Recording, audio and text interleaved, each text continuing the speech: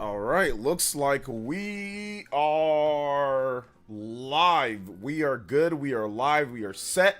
We are ready to go on today's Player Essence live stream. Shout outs. Welcome, everyone. Hopefully, my audio is good. Yes, my audio is there. Hopefully, I wasn't talking into the void. But yeah, we got a big show for you guys. A lot of stuff planned. I do want to just, I don't know why I didn't get this done earlier, or why, I totally forgot about it just because I'm not streaming directly to Twitter. But I am going to put up a post that we are live right now at this point. So make sure you guys follow me on Twitter. If you're on that platform, follow me on Twitter. And give my post a retweet once it goes up. So I'm going to go ahead and do that right now. Make sure you say what up in the chat. If you're here, say hi. I'll be saying hi to everybody here. So as we file in, hit the like button as well. So if you've not hit that like button yet, hit that like button. And we'll be saying what up to everybody here. All right, let's do this. So good stuff, guys. I hope all of you guys had a good weekend. I know I did. I had a great weekend. I thought it was solid enough. Had some time off. I couldn't really stream yesterday, just busy taking care of my boy all day, so I couldn't really do any bonus stuff or anything, but we'll try to get those done.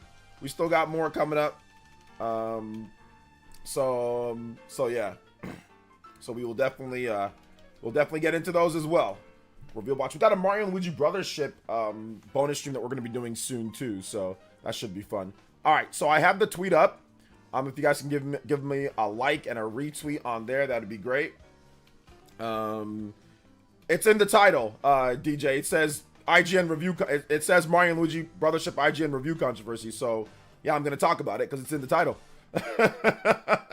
So yes, anything that we're gonna talk about, everything that's in the title and then some. So yeah, the title says Mario and Luigi IGN controversy. So yeah, that's what we're talking about right now, or we're gonna discuss it coming up. Let's see here. Let's start out with the shout outs though, first and foremost.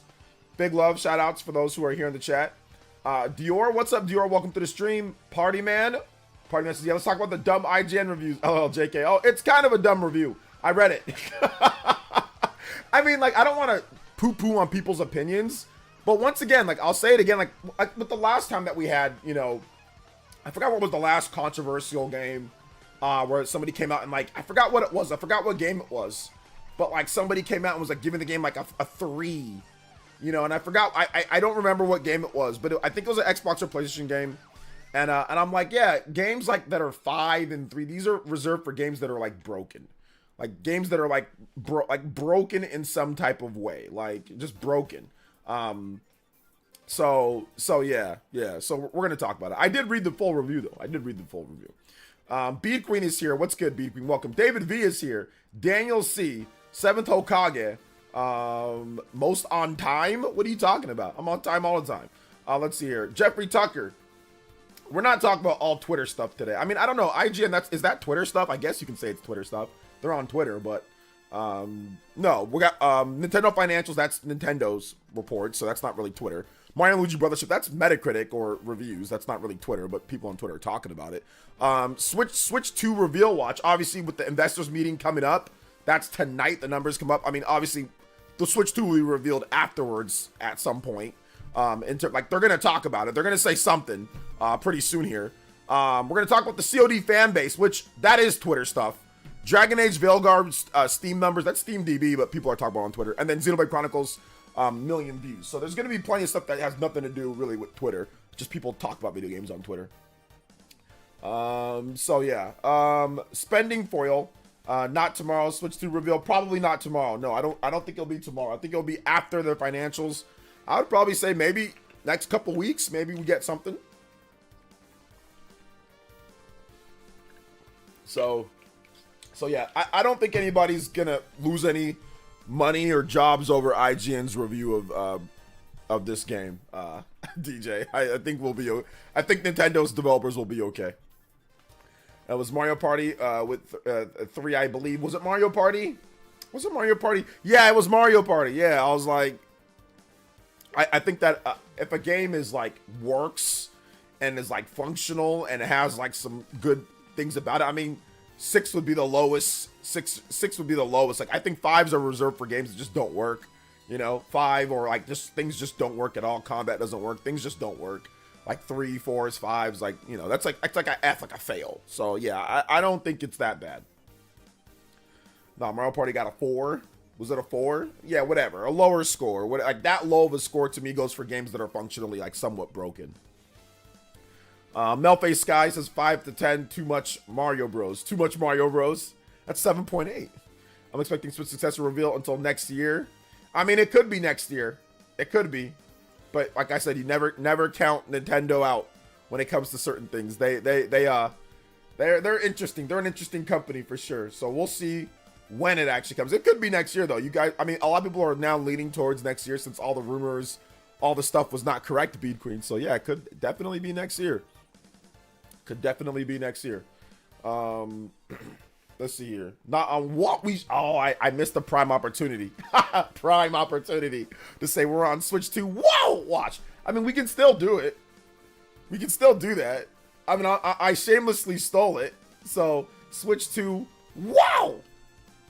Wow, watch. All right, here we go. There we go. We got to do that. Let's see here. The Switch should be eventually leaked by factories, right? I mean, that stuff's already kind of been leaked, Ghosted. So, I mean, that stuff's kind of already came out. If you haven't noticed some of the stuff. Like the shell of the Switch 2, the specs, a lot of that stuff already leaked out. So, yeah. Let's see here. Bead Queen says, Princess Peach was given a 4 by someone too.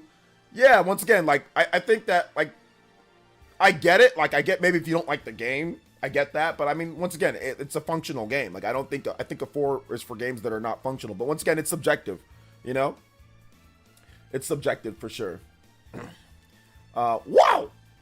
Let's see here. What's up, Nin? Welcome to the show. What's up, George FT? What's up, Super Christian? What's up, Super Gamer? Cuts Lanova, Eric Sona. What time is Nintendo shareholder meeting tonight? I mean, it depends on where you are in the world, but let's just say 11 p.m. PT. 11 p.m. PT is the... So it's going to be late tonight, guys. Some of you guys, it might be tomorrow morning. Early tomorrow morning, like midnight or past midnight. But for me, it's West Coast time, so it's going to be around 11. But sometimes we don't get all the translations and everything till like a bit later. So I'll be up tonight. I'll cover it like in tomorrow morning's video. Or I might just drop a video right then and there. But I might just wait till like 4:30 my time to drop the video. But yeah, I will be up late covering it tonight. So I'll be on Twitter, you know, covering it. But we're going to get you guys' predictions for the sales numbers. And I'm going to give you guys some information so you can make an accurate prediction on all of that. So yeah, we're going to talk about it's Super Christian. It's in the title. It's the their Brothership review of a 5 out of 10. So we're going to talk about that. Let's see, gonna wake up to them revealing Switch 2. You know what? I'll say this. Hey, if I were you guys, I wouldn't count out anything. I wouldn't count out Nintendo saying, hey, here's the first information on Switch 2. Boom. Like, I wouldn't count that out, bro. I'm not saying that it's gonna happen tonight, but I'm just saying, don't count out any type of unpredictable thing, you know? So IGN will give Xeno 2 a 2 for being on Switch. A 2 for being on Switch. We'll give Xeno X a 2 for being on Switch. They'll go down from their original Wii U score. What was their Wii U score for Xeno X? Let's check that out. Let's see here. IGN, Xenoblade Chronicles X review score. All right, so they gave it a 8.2 out of 10. So yeah. That was from Jose. Shout outs to Jose Otero. Let's go. So yeah, they gave it an 8.2. So I'm guessing it'll probably just get like an 8. I mean, maybe they'll bump it up to an 8.5, maybe a 9. But I'm guessing it'll probably just be an 8, or maybe even lower, maybe even like a 7.5. So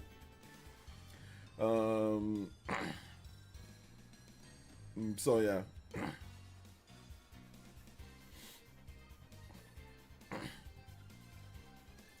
Let's see here. Fellow virgins, what the hell you talking about, Kevin? BJ Switch, what's up, man? What up? What's good, BJ Switch? King Spiker, what's up, brother? Welcome to the stream. J2 Brothership, what up? Hey, what up, J2? Welcome to the stream. Ajin will say no gamepad 6. No, since when did they like the gamepad? What is your favorite console of all time? The Amiga. Let's see here. Are they actually going to show Switch 2 tomorrow? Nobody said that they're going to actually show Switch 2 tomorrow, Mega Lee. Nobody said that.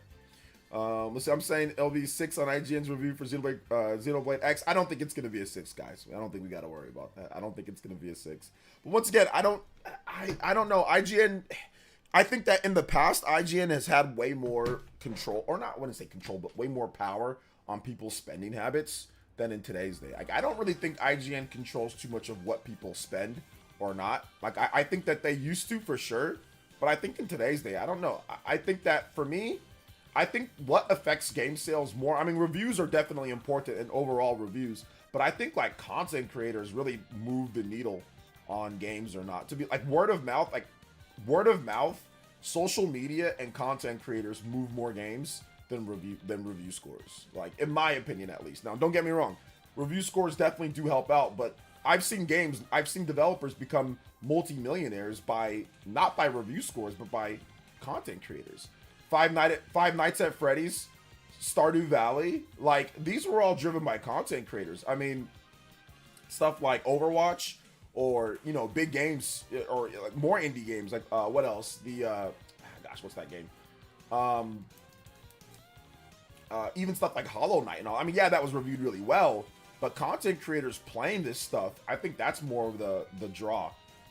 You know, I don't mind IGN's review. I mean, at this point, I'm kind of used to it, so I don't even really say that it's like a problem. Like, I don't think it is.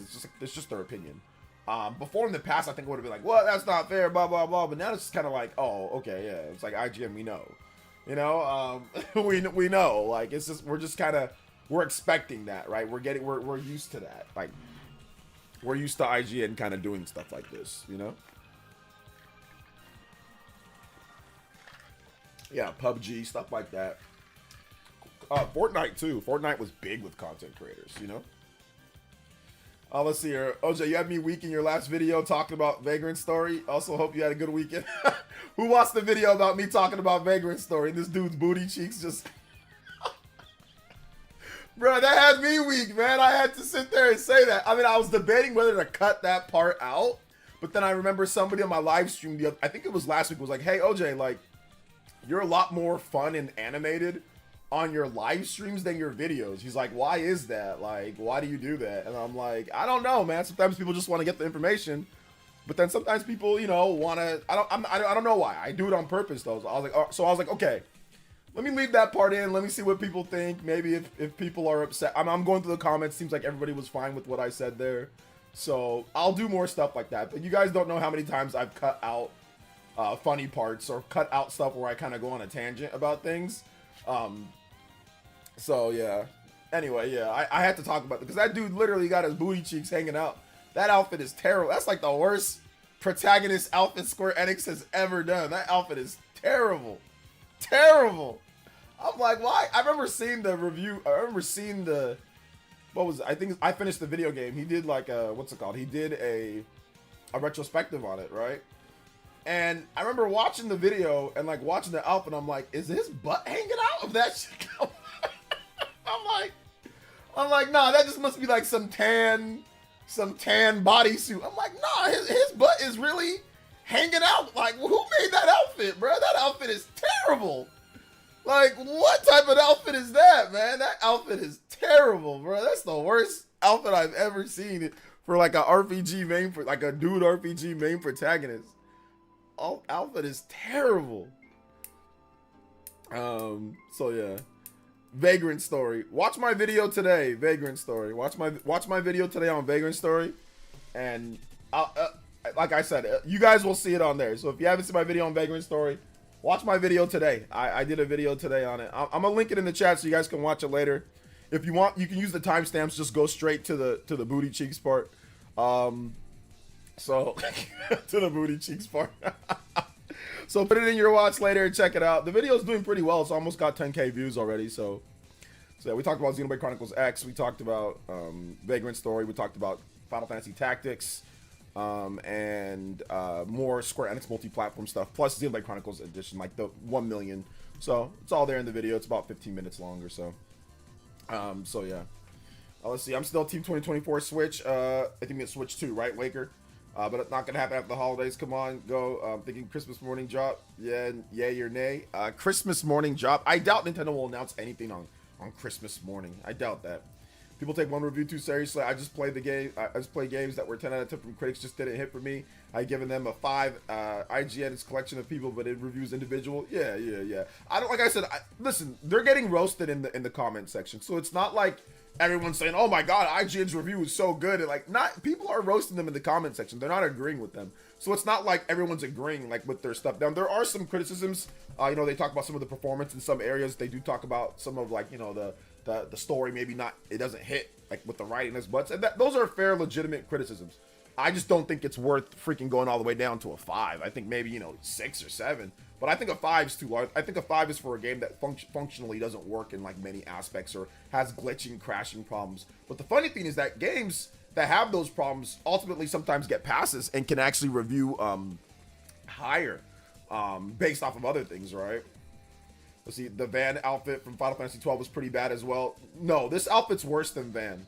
Van's outfit looks like freaking Chrono in comparison to a Vagrant Story, the main character. That's the worst outfit that I've ever seen. So yeah.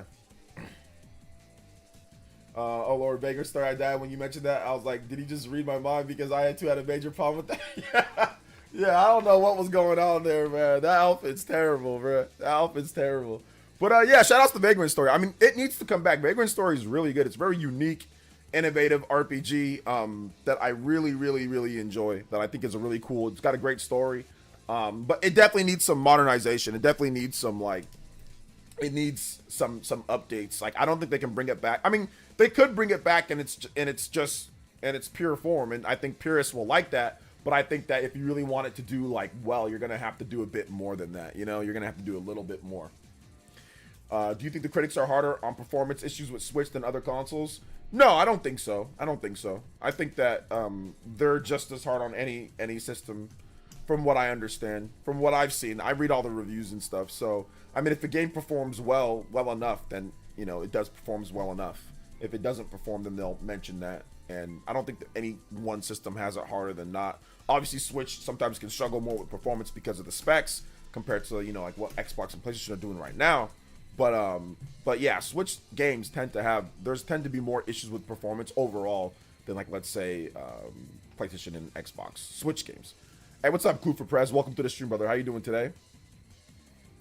Welcome. Let's see. Oh Lord, that beggar. Okay, I already read that. Shout outs. I mean, freaking Dragon Age writing is oof. Yeah, the Dragon Age writing is not great. Which I'm gonna buy Veilguard. We're gonna talk about Veilguard later. There's some more information that we're gonna talk about that game. I'm gonna buy it, but I guess now the team is fully focused on Mass Effect, and people are like, "Oh, Mass Effect's gonna have bad writing and stuff now." So I'm thinking to myself, like, listen, I'll take if Mass Effect 5 or Mass Effect 4, whatever they want to call it, comes out and it gets the reviews, like if it gets like a 80 something, mid 80s, mid to low 80s. I'll take that as a dub for right now, because the last Mass Effect was Andromeda, and that game was terrible. So at least I didn't like it. Some people liked it. That game was like a bad game. So I'll take a 80 something just for right now, just to get back on track. I will take an 80 something Mass Effect if it has the gameplay and if the writing, I guess, is just somewhat competent, somewhat decent. Because Mass Effect 1, 2, and 3, the writing in those games, if you go back and look at it, they're not incredible. Like, they're not as good as some other games. They're not as good at, they're just not, but they're memorable. It's a memorable game. So if they can just give me a memorable game, that's a solid 8 out of 10, and I know that's lowering the standards for Mass Effect. Mass Effect used to be a 9 out of 10 game of the year type of game. But right now, I'll just take what I can get. I'll just take what I can get. So if this next Mass Effect is as good as Veilguard, or a bit better, maybe they learn from their mistakes with Veilguard with some of the stuff here. Maybe they learn a bit. I'll take it. I'll take an 80 something rated Mass Effect for right now. So, hey, what's up, Bad Set? Welcome to the stream, brother. How you doing today? Jeffrey Tucker. Shout out to Jeffrey Tucker. Welcome to the stream. If you guys have more questions, feel free to ask questions whenever you want. We'll go through the topics as we go along. So let's get into the Mario and Luigi Brothership reviews right after this dono from Paul Gale, and says, let's get this started. How about some Metal Gear Solid theme? Could it be SSB music? Yeah, we have to do that because Konami does do some copyright stuff with Metal Gear. Anything with Kojima working on it, he does some stuff. So, excuse me. All right, so let's get into this here. So, Metal Gear Solid Theme SSB. Excuse me. So here we go. Shout outs to Paul Gale. Thank you for the $1 first dono of the day. You're now the Hokage and Stream Ninja. Anybody does more than $1 or $1, you can tie up or pass up Mr. Paul Gale Network. Shout outs to Paul Gale Network. Thank you for that. So we're going to get into the Metacritic reviews. So far, the game has an 80 review score overall. So most of the scores are actually good. There's a fair bit of 9s and 8s. There's a lot of 8s, a lot of 9s, or an okay number of 9s. It's just an amount of 9s. There's a good number of 8s, a few 7s, a number of 7s, and then there's a couple like there's like a couple like 5. There's like 2 5s or something like that. So big love to Paul Gale though. Thank you for that, man. I'm looking through. I didn't do a video on it yet, but I did look through this morning.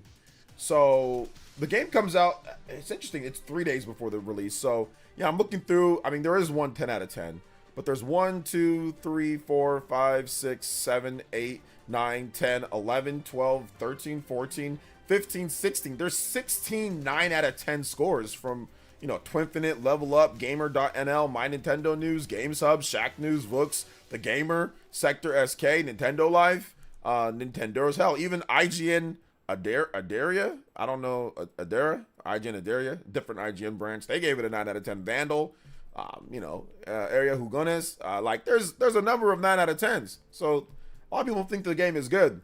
In terms of 8s, there's a lot of 8s too.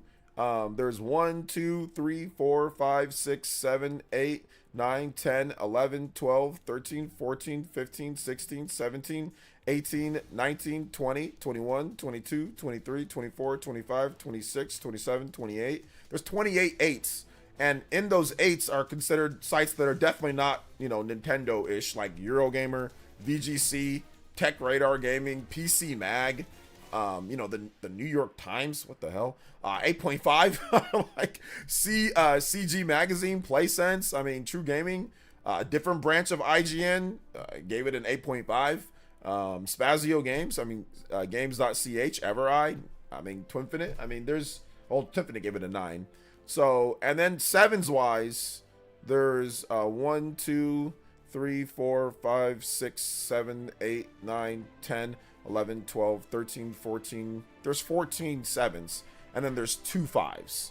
So, Digital Trends and IGN, those are the 2. They gave it I don't see how it's this low, though.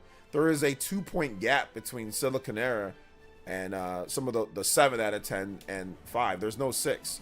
I think it'd be better for like a 6. I don't think it's a 5, personally, me. So yeah, but yeah, the people that don't like it feel like the story isn't very good. So they don't think that the story is very good. They think the combat's okay, but by the time that you get to the end, it's kind of exhausting because the story's not very good. IGN doesn't like the Luigi parts. Says completely fumbles the Luigi role in puzzle solving and exploration, making him more of a pain than a partner. So there you go. They don't like the story. Humor falls flat. Overly chatty. Hand holding. Not a total disaster, as the excellent flashy turn-based battles are some of the best the stage have ever had. So they said the combat's really good, but even those somehow managed to wear thin and repetitive as the final act crawls to a finish line. Roughly 34-hour campaign, suffers from bad performance issues near the entire time, and Switch has been home to many triumphant revivals. So they feel that there's performance, and they feel that the story's bad, and all that. Let me see if I can find other people that say with performance as well. We gotta wait for the Digital Foundry on that one, right? So yeah, that's that. To RGT thinks that some of those sites are fanboy Nintendo websites. OJ, to RGT, he thinks that some of the... Oh, well, most of the sites that review the games aren't Nintendo fan sites. Like, I mean, even if you reviewed the Nintendo fan sites, like, there's still people that give them... Like, let's just say you remove My Nintendo News, right? My Nintendo News, Nintendo fanboy site or whatever, right? You can take whatever ones you want to take. and there's somebody that's not a Nintendo fanboy site that gives it a parallel score to that. So, like, My Nintendo News gave it a 9 out of 10, right? Okay, well, Games Hub gave it a 9 out of 10. Shaq News gave it a 9 out of 10. Books gave it a 9 out of 10. The game, are these all Nintendo fanboy sites? The Gamer, Sector, you know, IGN, Adaria, Nintendo, or that one, Vandal, Area Hugones, Stevior. Like, there's a bunch of sites. Like, you can remove the Nintendo sites, and there's still a bunch of people that gave it the same score. So, I mean, I don't know. So yeah, I did look at the score compared to the Mario and Luigi games. It does seem to be a lower end of Mario and Luigi. It is on a little bit of the lower end. It is. Although, yeah, most Mario and Luigi games I think are like low, mid 80s. But this one's right there on the edge, right? It's pretty close to a 70, which most of the big Mario and Luigi games do not get like 70s. Usually they're in the 80s, you know. So yeah. So yeah, that's pretty much that. Shout out to Vatsim, appreciate you, brother. It would be a 10 if it were a Wario and Waluigi RPG. Yeah, I think that would definitely bump it up to a 10. That would be it right there. Joseph Silver with the $1.99. Thank you so much, Joseph Silver with the dodo. Let's go, baby. Let's see. He says, all the PC and Nintendo, all out PC and Nintendo now sold the PS5. You sold the PS5. I would love to hear the reason. Anybody else here has sold their PS5 or sold their other systems?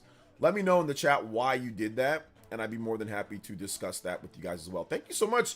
Joseph Silver, been dropping some support lately. I've been noticing you, man. Thank you so much for your support. We got 3 combos on the board. We got full extensions and rewards in today, guys. So if you guys want to extend that stream for up to 1 hour, we can definitely do that. And we got a new Hokage and Stream Ninja with Mr. Joseph Silver. Thank you, man. I appreciate that. Remember, you also get a music request if you drop a dono. So Joseph, if you want something, let me know. Video game track, and I can play it for you. Thank you for the $2 dono. Appreciate that. Hey, what's up, Aaron? Welcome to the stream. The early Mario and Luigi games were actually late 80s and 90s in terms of scores. Or you mean like high 80s? Yeah, high 80s and 90s. The earlier ones. Yeah, there are a few that are. I guess there are some that are like mid, right? So it just depends, right? I think like Dream Team, that's like what is Dream Team? But yeah, there are some that are high. But I think the highest that it's ever went is like 90. That's like the highest that it's ever went is like 90. So it's not like a series that gets like high, like into the 90 scores a lot. Yeah, Dream Team's an 81. Okay, so there you go. So there are some low ones, there are some mid, there's some high, but it never really gets higher than 90. Like 90 is pretty much like the limit for this series. So it fell in line. I thought it was gonna be like a low 80s. I was gonna give it like a 80, you know, like a 80, 82, 80. I think I was looking at like 82, 83. So a little bit below my expectations as well. But those 2 5s dragged it down. If you remove those 2 5s, it averages up right to what I thought it would be, like a 82, like 82, 83. Like if you remove those 2 5 scores, it honestly brings the score up because there's only 63 scores so far. So if you remove, this is a freaking banger track, the Soul Map. I love this track. So if you remove those 2 5s, it actually is right where I thought it would be. I didn't know they were gonna get 2 rogue 5 scores. You know, like I didn't know there were gonna be 2 rogue 5 scores out of nowhere. So yeah, says, man, people really acting like 80s are bad. No. I'm not acting like that. I'm not. I think that's a great. That's about what I think it is. An 8 out of 10. That's what I feel that the game is. It's about an 8 out of 10. So I'm not acting like that's a bad score. I'm simply just saying that like what's it called? The 2 bad scores, the 2 actual bad scores brought down where I thought what I predicted it would be at. You know. But no, 8 out of 10 is a great score. It's fun. Like I didn't expect this to be like a high 9 or anything like that. You know, I'm looking forward to playing the game. I heard you haven't been here for a few weeks, been dealing with some ongoing health issues. Hope you and the family are doing well. I'm doing good, Tyler, and I'm praying for you, brother. Hopefully you get those health issues cleared up, man. So yeah, Spunt. I don't know how to say your name, but what's up, man? Welcome, Spunt. Flydius, what's up, Flydius? Shout out to the Twitch boys and girls. Appreciate you guys. Hit that like button. If you have not hit that, if you're on YouTube, hit that like button. Let them know that we're streaming. I sold my Wii U. Don't miss it one bit because Switch. Yeah, pretty much. I mean, but you sold the Wii U a while ago, though, right? Emerson, I think that was a while ago that you sold it. Sorry, not you, OJ. Okay, yeah. I did see some people saying, like, oh, man, like, the scores are bad. And I'm like, not really. Like, but then again, a lot of people have weird opinions of what they think good scores are. Like if a game doesn't review like freaking 9 out of 10, they think the game sucks or something. Some people. So yeah. Honestly, it should be at 82. It looks like it was better to me than Dream Team. I mean, yeah, I think it's better than Dream Team, but it's also one thing that you can't do. You can't 100% compare one-to-one scores of previous games compared, because like once again, you have a whole different slew of reviewers.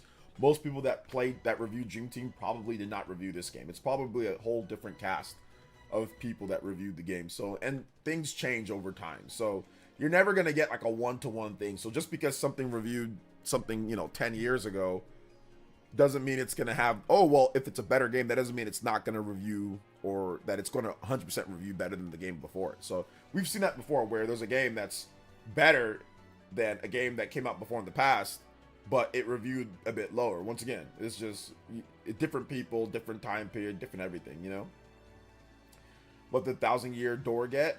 1,000-year door? An 88. I think it was like 87 or 88. You didn't watch my video. Sweet love. We gotta watch my Paper Mario the 1,000-Year Door reviews are very interesting. I put the review score right there on the thumbnail. I sold my Xbox. Sony's going all digital sooner rather than later. Got to pay close to $1,000 for a small upgrade. Doesn't include disk drive. Nothing but live service nonsense done with Sony. Nintendo and PC is goated. Yeah, I can understand that.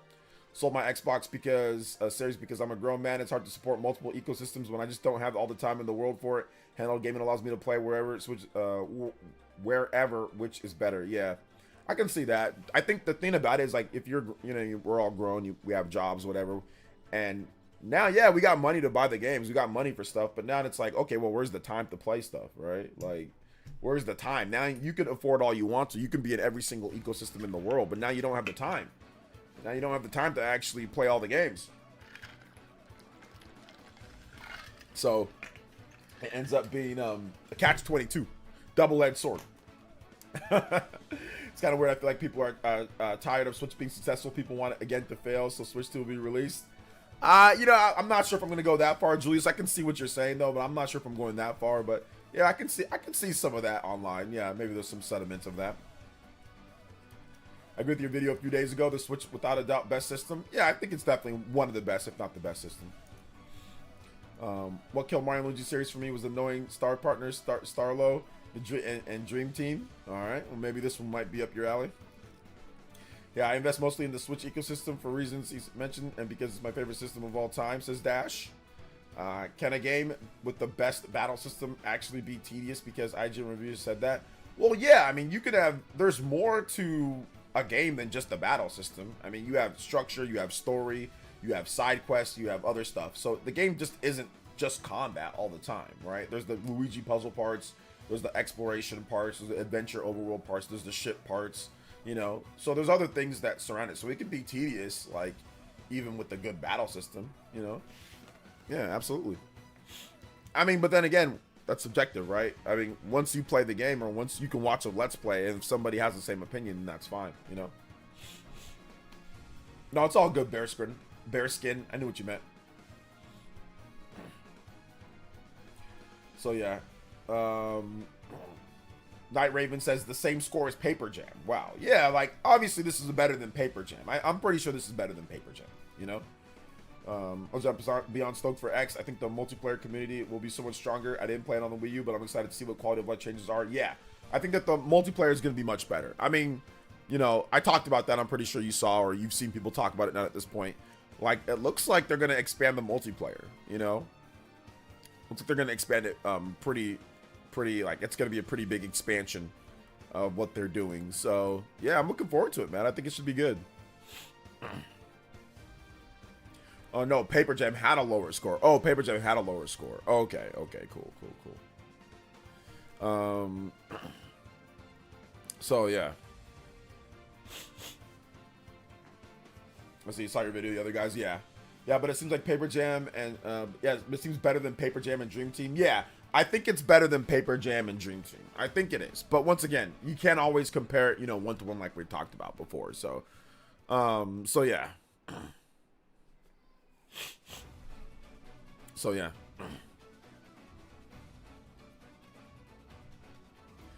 Let's see here. Oh, who you reference? Yeah, what was it? What something? I forgot his name, but yeah, that content creator. He did a good job with that video, so I had to give him some love. I had to give him some love on that one.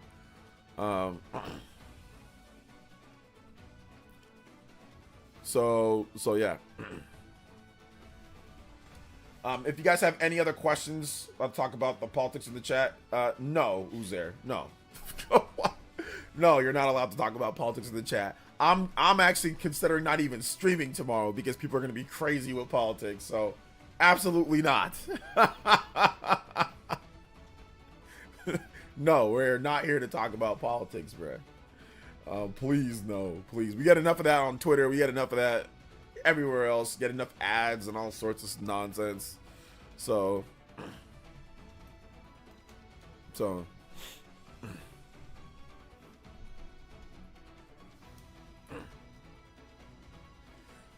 Let's see here. Yeah, you might want. Yeah, I might just skip tomorrow. We'll see. I might just skip tomorrow and just come back later. I had weirdos posting freaking AI propaganda, Mario propaganda stuff on my Twitter page today. So you know, people just need to take a break, take a chill pill.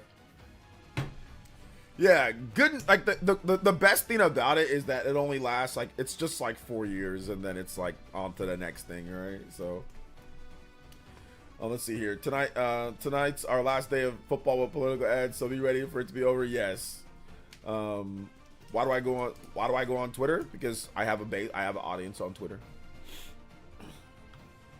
and I also get news from Twitter at times. I get news, get certain stuff for work and all that from there.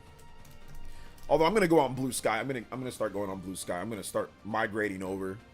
I haven't made my account yet, but I'm gonna start migrating over. So yeah.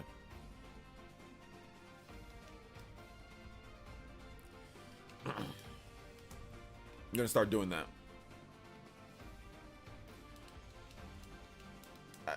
Uzair, man, I'm old, bro. You don't gotta lecture me on life stuff about things not letting me affect my mood and mental health.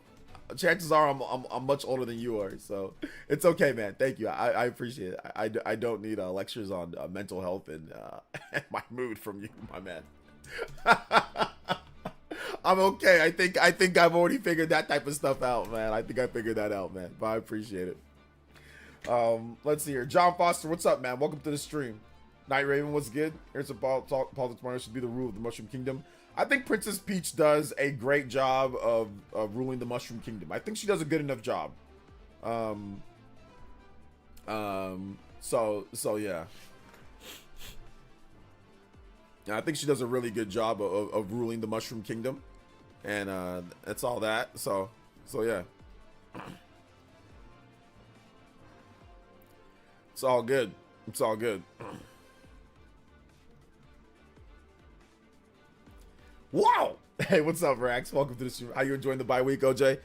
How isn't the bye? Didn't they already went on the bye week, right? The Niners, they're it's the non-bye week. So I enjoyed it just fine. It was a stress-free Sunday for me. I barely even watched football. I barely even watched anything. I'm like, because it's gonna be back on the grind, this upcoming Sunday against the Buccaneers. But Christian McCaffrey is back. Jake Moody is back. Jawan Jennings is back. The Niners got reinforcements, so a lot of offensive weapons coming back. So that's good. Can you please tell Celia not to skip Xenoblade Chronicles 2? Thank you in advance for the damage controlling John and RGT biased take. Can you tell Celia not to skip Xenoblade Chronicles 2? Were they telling her to skip Xenoblade Chronicles 2? Listen, I'll say this right now, Nick. I wouldn't take any Xenoblade advice from anybody on the Spawncast. Like, I would not take anything from anybody. When it comes to Xenoblade, they should not. The only person you should listen to is me. You should listen to nobody else but me when it comes to Xenoblade. None of them know how to play the game. None of them care about Xenoblade at all. None of them do. They might have played some games, but none of them care. None of them know the story. None of them know anything about Xenoblade or even how the combat works. They just know that there's auto attacking and you press buttons. So nobody should listen to anything that anybody on this podcast has to say but me when it comes to. I know that sounds completely conceited, but it's the truth. It's just the raw truth. It's like me trying to talk about, I don't know, N64 wrestling games. Like, no, RGT knows about that way better than me, you know. Or it's like me trying to talk about Halo, like all the intricacies of Halo. No, I don't know all the intricacies of Halo. John does, you know. I think the issue is that sometimes the Spawncast, they think that they know all the stuff with the games because they play them. But I'm like, no, you guys don't know anything about Xenoblade. And then the chat gets angry at me if I try to correct them or if I say something like, well, no, oh, fanboy, all this, all that. I'm like, no, I just know about Xenoblade more. Like, this is how the game works. This is what's important. The story is very important. You've got to understand different things that are like here to understand this. Like, it's not like I'm trying to be conceited or anything. It's just like they don't know about Xenoblade. They don't know about it. They don't know about it. So yeah, man. This is Halo and the Intricacies is a funny idea. Story doesn't have much going on really.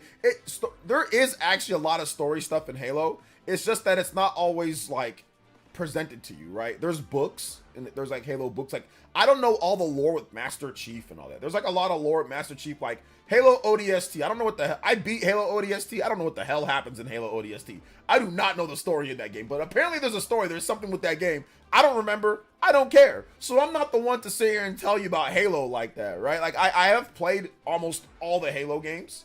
I've played pretty much, I have every Halo game. I've pretty much played every single main Halo game. Like, I think I missed out on like maybe some of the other Halo games, like Halo Wars or something like that. I don't know. But like, I'm not the one that's going to sit here and tell you like, oh yeah, like, hey, don't do this, or like when it comes to Halo, like I'm not like that with Halo, you know? So yeah. But when it comes to Xeno, like, you shouldn't trust nobody's opinion on there when it comes to Xeno. My opinion is the only opinion to trust on Xeno. My opinion is the only one to trust on Xeno, bro. Especially Xenoblade Chronicles 2, where that game in particular, like, I can understand why some people don't like the battle system. It takes a while to get going, but if you actually understand how to play Xenoblade Chronicles 2, or even if you just use the sliders that are in the game, stuff like that, that makes it a much better experience. So yeah. Yes, sir. You guys hit that like button. If you have not hit that like button, hit that like button. Context-wise, Cecilia wasn't sure about Xenoblade Chronicles X Definitive Edition, starting the number of games, or the number of games, not 3. Oh, she wasn't sure about that? Well, you can start at Definitive Edition. I don't know what John and them told her. So yeah, you can start at Xenoblade Chronicles X. You can start at X. If you want to. You don't have to, but you can start there. You can play X at any time, you know? You can play X at any time. Or you can just go in order if you want. If you want, you can go in complete order. You can just go Xenoblade Chronicles 1 or Definitive Edition, Xenoblade Chronicles X, Xenoblade Chronicles 2, 3. You can go in that, or you can just do 1, 2, 3, then do X, or you can do X whenever you want. It doesn't really matter. So yeah. Let's see. I'm more inclined towards trusting you than RGT about Xeno. Yeah. I don't know, man.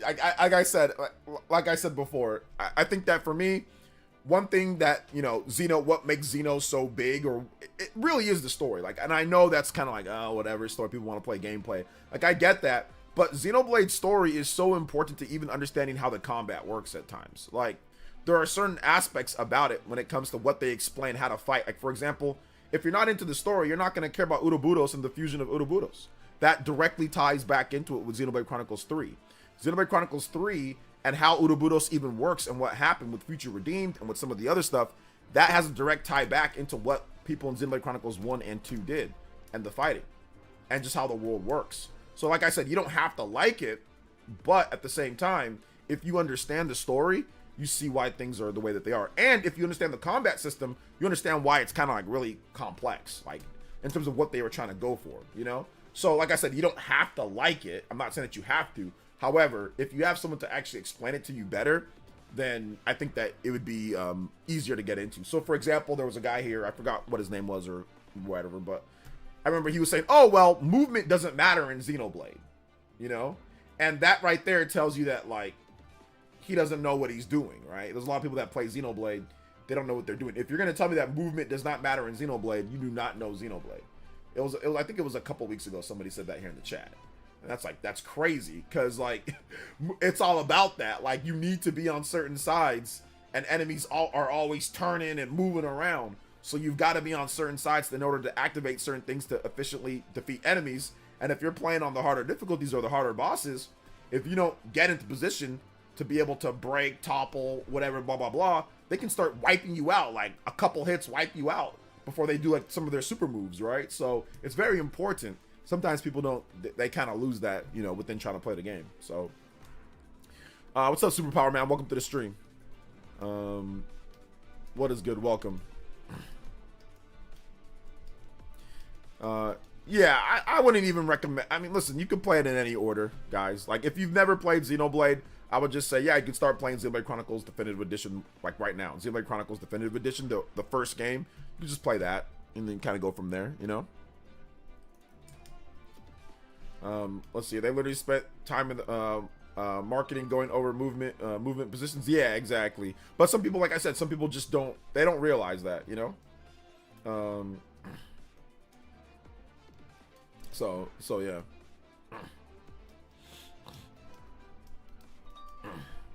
Let's see here. Argentina and him were just outright dog pound, handheld mode, fidelity. Fidelity, not actually the gameplay hook, as you can play 2 or 1, just not 3 first. Yeah, once again, like, I think that the problem with that, like, I agree, like, the handheld mode isn't great in 1 or 2, but I mean, you can play docked. Like, it's not like you can't not play docked, so you can play the game docked, and it looks better docked, so that's good. But I think that in order to play, like, you gotta play 2, or you gotta know what happens in 2 to play 3. Otherwise, 3 is made up of 2 factions, 2 sides, 1 and 2. So if you don't play 2, you completely lose out on that whole aspect. On top of that, you lose out on such a major plot point and factor for Xenoblade Chronicles 3 Future Redeemed. But I mean, I personally feel like you gotta play 2 and you gotta play 1, or you gotta know what happens in the game. But like, if you don't play 2, Nia is in 2. Nia is a huge part in Xenoblade Chronicles 3. Huge part in Xenoblade Chronicles 3. So yeah, guys, no politics stuff, guys. Don't worry about if I voted or anything like that. You guys go vote. All of you guys go vote. But don't worry about what I voted for, who I voted for, or when I voted, or if I voted, or anything with politics. Just leave it alone. Just leave it alone. Let's leave it alone. Just go do your votes, guys. Go do your votes. But don't worry about what I got to do. Or don't worry about what nobody else got to vote for, or who they're voting for either. Let's just not worry about that. Let's not worry about that right now. Let's not worry about it. Let's just talk about some video games. All right. Cool. So the biggest thing, you know, is like, you got to make sure when it comes down to Xenoblade, like, you understand the story. And once again, like John and RGT, they don't understand the story. They don't care about the story. So they're just going to nitpick, or not nitpick, but they're just going to complain about, oh, well, I don't like the, you know, the handheld mode and all that. But the story is so important, which is one of the key aspects, but they don't care about the story. They legitimately, do not care about the story in Xenoblade at all. You know, they don't know the story and they don't care. So that's why they just say, oh, well, just skip it. You know, I don't like the game. The handheld mode looks bad. Just, and it's like, no, wait a minute. Hold up here. Don't skip it. Like, Xenoblade 2's got some really good aspects to it. And once again, it's got Rex. It's got Nia. It's got so many aspects. It's got Pyra and Mithra. These are all things that are so vital for Xenoblade Chronicles 3.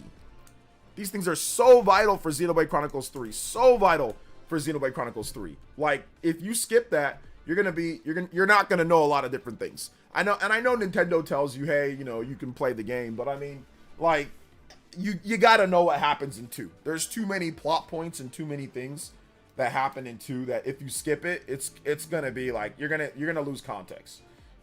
So yeah. So that's the reason why I say, like, I don't know. Listen, I'll have Celia on, and I can set the record straight with her, because she actually let me know. She's like, hey, anytime that you want me to be on like one of your shows, I can be on your show. Just let me know ahead of time. So I'll have Celia on, and I can set the record straight when it comes to Xenoblade Chronicles 2, and when it comes to the Xenoblade series. So yeah. They only said that all Xeno is on Switch, so she can play X because it's apart. Well, I know. I think they said more than that, from what I remember and from what people are saying in the chat. Alan, I can see your comments, Mr. Davis. What's good, man? Welcome to the stream. You didn't miss anything. Got the Pirate Mithra figures. I bet you do, Sweet Life. I bet you do, man. What's up, Mr. Super? There are more than two Xeno 2 references in Xeno 1 and references than one in Xeno 3. There are a lot of things with Xeno 2. Xeno 2 has so many aspects from the world and different things. I mean, it's both games, like Xeno 1 and Xeno 2, but yeah, there are so many things from Xeno 2. I mean, in particular, you know, some of like the weapon stuff and all that. So there's a lot, man. So I don't know. Like I said, I feel that it's very important to play Xeno 2. Or at least, like I said, know exactly what happens in Xeno 2. And once again, like if you love Xeno 3, like let's say she gets into Xeno 3 or anybody, and they want to play Future Redeemed. Oh, you missed 2? Well, you missed the whole Giga Chad Rex glow up. Like that means nothing to you now. If you don't play Xenoblade Chronicles 2 and see Rex's transformation from Rex the diver, dinky diver, to Master Driver Rex, to Giga Chad Rex, then it becomes, it falls on, it's like, oh yeah, who cares? Just like when they all saw the trailer, right? I remember when we all covered the trailer on the Spawncast. I saw the trailer, or we all watched the trailer, right? It was like the Nintendo Direct. And they didn't care. They saw Rex, they were like, oh well, because they don't care about Xenoblade Chronicles 2. And they don't care about, and they saw Shulk and they're like, oh well, they don't care about Xenoblade, like the story, like they don't care. But everybody who cares was like, oh my god, look at my boy Rex, look at Shulk. Oh my gosh, like everyone was freaking out that actually is involved in the story. But if you don't care, then it's just like, okay, it's just Rex older, who cares? Or, oh, it's just Shulk with long hair. You know, like, you don't care, right? Like, but then also some of the other stuff, like the kids stuff and all that becomes no longer, it loses its value and meaning, you know? So Rex's glow up means nothing if you don't play Xenoblade 2. It means I mean, even if you know the story and all that, it means nothing. You have to go through his trials and tribulations, from doubting himself to becoming the confident person that he is. You know. So, hey, what's up, Rena? Welcome to the stream, young lady. How are you doing today? So yeah. Xenoblade 2 Blade System is really fun game mechanic. It is, it's great. Once you really get a hang of it, the only thing that's like not good is like, or at least is like, you know, the like the pulling of the different rare blades, like the whole gotcha rare blade thing, even though it doesn't use real money, but that was just kind of annoying trying to get all the blades there or whatever. But outside of that, it was great, you know. Outside of that, like, you know, like the everything else was really good, was good for the most part. There's a few things here and there, but it's good. It's good. Can't complain too much, even though there's some problems. I hope your day was going well. My day is going great. I can't complain. What's up, Ubunga Gaming? What's up, man? Welcome. Yeah, field skills. Yeah, field skills are trash. I'm glad that they fixed that in Xenoblade Chronicles 3. But field skills were terrible, and I don't know why they put those in there. I think Xenoblade Chronicles 2 is the funniest thing, because if that game got, like, let's just say it got remastered, oh my gosh, they can make that game like the best Xenoblade game if they just remaster and tweak a few different things. Obviously the performance, let's just say Switch 2 gets a remaster of it and like they completely tweak a few different things. I think Xeno 2 would be like the best easily. So yeah. Field skills are pretty much in every single Xenoblade game, but in 2 they're exceptionally annoying. The affinity tree for certain blades was tricky to get. Oh yeah, the affinity tree was weird. I mean, not that you even need to do most of the time you don't even need to do the affinity tree, but yeah. And to be honest, there's only a few blades that you actually even need to use. Like, you really don't need that many different blades, to be honest. So yeah.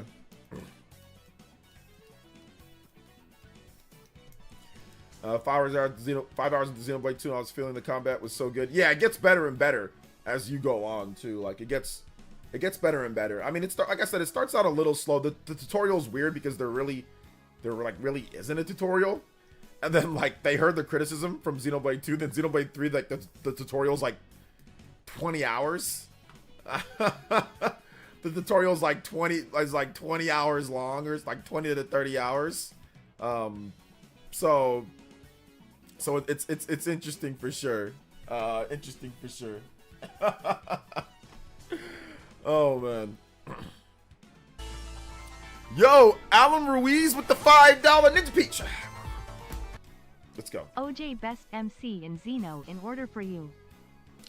Best main characters in Xeno in order? I don't know. That's hard to answer. I'll be honest, man. It really is. I'd have to really think about it. But I mean, I do love Laura. I love Laura a lot from Xenoblade Chronicles 2 Torna. So I do like her a lot. I'm not gonna say she's my favorite, but I'll just say I do like her a lot. She's goated. She's goated. So I'll give you Laura. I think she's awesome. Let's see here. Yeah, field skills are not fun. Not fun at all. Let's see here. Combat starts getting good at 100 hours. Yeah, I don't think it's at 100 hours. No, I don't think so. I don't think Shulk's overrated. No, I don't think he's boring either. I think he's a cool character. Super smart. Obviously cares about his family and friends. Very determined. In Future Redeemed, he's even cooler in Future Redeemed. So I don't know if you've played Future Redeemed or not, but they explore Shulk a little bit more in that game too. But no, Shulk's awesome. Dunban. Is Dunban an MC? I mean, maybe. I think they were talking about like the actual main character. So yeah. Rex is cooler in Future Redeemed. He has a bigger difference, but I mean, I don't think being cooler doesn't mean that Shulk is boring. I am one of the few that actually started my Xenoblade journey with 2. Okay. I played 1 and 3 when it dropped. Okay. Personally love Xenoblade 2 a lot, especially the characters and story. Yeah. Admittedly, combat took time to get used to and did a bunch of self-learning. Yeah, I agree. Yeah, a lot of self-learning and stuff. Thank you so much, Party Man Blade 2, and Alan Ruiz. Shout outs. Thank you guys for the $5. You guys are now the Hokages of the stream. Shout outs to Alan Ruiz. Shout outs to Party Man Blade. Thank you guys for the donos coming in. 13 on the comment board. We are 2 away from a new a 15-minute extension on the stream. Let's go. Alan Ruiz and Party Man Blade. Alan Ruiz. Alan Ruiz and Party Man. I'm just gonna put Party Man. It's you, Party Man. Thank you so much, guys. I appreciate that. Appreciate it. Thank you for the donos. 2 was also my first. Yeah, I played Xenoblade 1 first. I went straight to 2. I mean, obviously, you know, Xenoblade 1 was out for a while before 2 came out. It was 7 years between Xenoblade 1 and Xenoblade 2. 5 years if you count the US release. Alan Ruiz and Party Man. What do you think of Torna? Torna's awesome. That's the only game that I have and I should look forward to. That's the only game I have, and what should I look forward to? That makes no sense. Why would you only have Torna? Play Xenoblade 1, play Xenoblade 2, and then play Torna. Why would you play the expansion of Torna and look forward to that when you don't even know what happened with anything else with the game? So play Xenoblade 1, start there, and then go to Xenoblade 2, and then after you're done with 2, then play Torna. Don't just start with Torna. Alright, shout outs though. Thank you, Party Man. I appreciate that. You guys got to start learning to go in order. Like, stop trying to cut corners with the stuff. Just start with Xenoblade Definitive Edition. Just start there. Stop trying to play DLC first. Or like expansions first. That makes no sense. So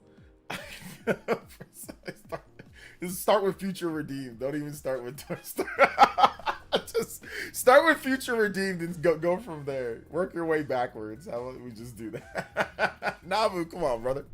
Come on, brother. We're just pulling your leg. We're just pulling your leg a little bit, man. So yeah, man. Let's see here. Pokemon Legends ZA keeps getting more leaks over time, making Game Freak angry. I don't think Game Freak's even responded to any of the leaks when it comes to Pokemon Legends, so I don't know if they're angry about that or not, because they haven't responded. So yeah, they haven't said anything on it. They just apologize for like the people's personal information coming out, but they haven't said anything about like getting angry about anything. I'm pretty sure that they are, but they haven't said anything. Hey, what's up, Juice Man Vaughn? Welcome to the stream, brother. How you doing today? I've seen like 10 plus vids on Xenoblade X Definitive Edition. The hype is real. The hype is real. the hype is real for Xenoblade X Definitive Edition. I'm looking forward to it. I think it's gonna be really good. So yeah. Yo, Simeon Coin with the 100 core crystals. This evening, OJ just getting in. I regret to inform you that I tried to attach my memory card after my memory to my PS3 Slim to find out that my PS3 Slim doesn't support PS2 games. What a bummer. I'll get the PS2 Slim instead in 2025. My music request is Super Paper Mario Francis Battle. Okay, so the PS3 Slim does not support PS2 games. There's a couple models. You need the fat PS3s. The fat PS3s support PS2 games. So the base, the launch 20 gigabyte model, the 60 gigabyte model, and I think the 80 gigabyte model, all of those support PS2 games. But anything after that does not support. Super Slim does not support PS2 games. So yeah. All right. Thank you for the 100 core crystals. I appreciate that, man. Let's see here. All right, take it easy, Night Raven. Thanks for coming out to the stream, brother. Let's get your music going here. Big love to Simeon Coin. Yeah, the fat models. Yes, the fat model. All the fat models support. They support most games. Xenosaga does not work for some reason. But like Xenosaga 2 and 3 might, but Xenosaga 1 for some reason doesn't work on the fat PS3. I don't know why, but it doesn't. At least on mine it didn't. Maybe other people's it does, but mine it did not. But most games work. Most PS2 games work. With maybe like an exception or two. All right, Super Paper Mario. Super Paper Mario. All right, let's see here. I hope the new Xenoblade game comes to Switch 2. I hope the new Xenoblade game. I mean, I'm pretty sure it will be, Daniel, because like, you mean Xenoblade Chronicles X, or do you mean like the next game that they're working on? Which one do you mean? But yeah, Monolith Soft's next major game will definitely be a Switch 2 game. I don't think Xenoblade Chronicles X Definitive. I don't think that's going to be like a Switch 2 game. I mean, I think it's just going to be a Switch 1 game, and then you can play it backwards compatible. Maybe they might do some enhancements, but yeah.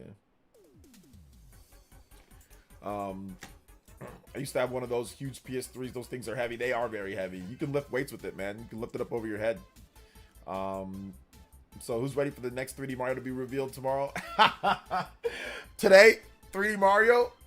All right, so should we go into the financial numbers, guys? I think we should do that. We're done with the Brotherhood reviews. I guess we should go into the financials. So, Nintendo financials are tonight, boys and girls, ladies and gentlemen. Nintendo financials are tonight, or at least tonight for me. So for a lot of you guys, it will be tomorrow morning, early. But here are the numbers that we're gonna go over. So here are the numbers right now. Currently, the Nintendo Switch is at 143.42 million. So that's the current as of June 30th. So obviously they've sold some more since June, and it's going to be the 3 months from then. So June, July, August, September. So the cutoff will be September. Those are going to be the 3 months that they're going over when it comes to the sales. So 3 months of sales, I'm probably guessing that they probably sold like around 1 point something million units. I don't think they sold more than 2 million units or so. I think they sold around 1 point something million, maybe at the tops, maybe 2 million, but probably somewhere around 1 point something million to 2 million. So I'm going to give them about, I'll probably say I'm going to give them about 145 million. I'm going to give them about that, maybe right around 144, 145 million, probably 145 million or like 144 point something. So I'm guessing that goes up by about 1 point something million for the last 3 months. Software probably goes up another 20 million, 30 million, 20 million, you know, something like that. So maybe 1.28 or so, or 1.29. Obviously, that's all they have. They don't have any, all these are older systems. These are all done. When it comes to top selling games, I'm guessing that Mario Kart breaks 63 million. I think it's sold. I think it's going to cross that. So I think it's going to be 63 million for Mario Kart 8 Deluxe, which is crazy. I think Animal Crossing is probably going to be at 46 million or right below 46 million, but I'm going to give it 46 million or right underneath that. Super Smash Brothers probably gets to about right at 35 million, like almost right there, probably a little bit underneath it, you know, but it gets close. Breath of the Wild probably adds about another 32 point, like 0.25 million, so probably adds like another couple 100,000 or 100,000 or so. Super Mario Odyssey probably adds like another 100,000 or so, so 28.3 or 28.4, probably something like that. Pokemon Sword and Shield probably adds another 100,000, so 26.45. Pokemon Scarlet and Violet, I'm gonna give it a little bit more for Pokemon Scarlet and Violet. I'm gonna say it's about 2.5. So maybe add about another 200,000, 300,000 to that one. So 25.50 million. Super Mario Party probably add, I don't know if it got to 21 million. It might have, but we'll see. But I'd probably say like a hair underneath it. Tears of the Kingdom maybe, just maybe, gets to 21 million. It's possible that Tears of the Kingdom gets to 21 million. And New Super Mario Bros. Probably is probably like 100,000 or so, probably like 17.7. So yeah. So nothing crazy, nothing a huge shake up in the top 10 of best-selling games, but give me your predictions in the chat. You guys let me know where you think some of the numbers are going to be at for all of this. So yeah, good stuff. I'm looking forward to seeing the actual numbers. All right. 145 even. Makes sense. Sorry for multitasking, OJ. Did you say you're taking tomorrow off due to crazy election? I might. Just so I don't have everybody coming here and yelling one thing or another, so I've got crazy politics people that already yell at me sometimes on Twitter, so I'm pretty sure they'll come here regarding on what happens. They'll probably come here and be angry. So yeah, I might take tomorrow. I might just relax tomorrow. What's the prediction for Echoes of Wisdom? Oh yeah, that's a good one, Beat Queen. My prediction for Echoes of Wisdom is probably like around, I'd probably say about 3 to 4 million. Or no, 2 to 3 million.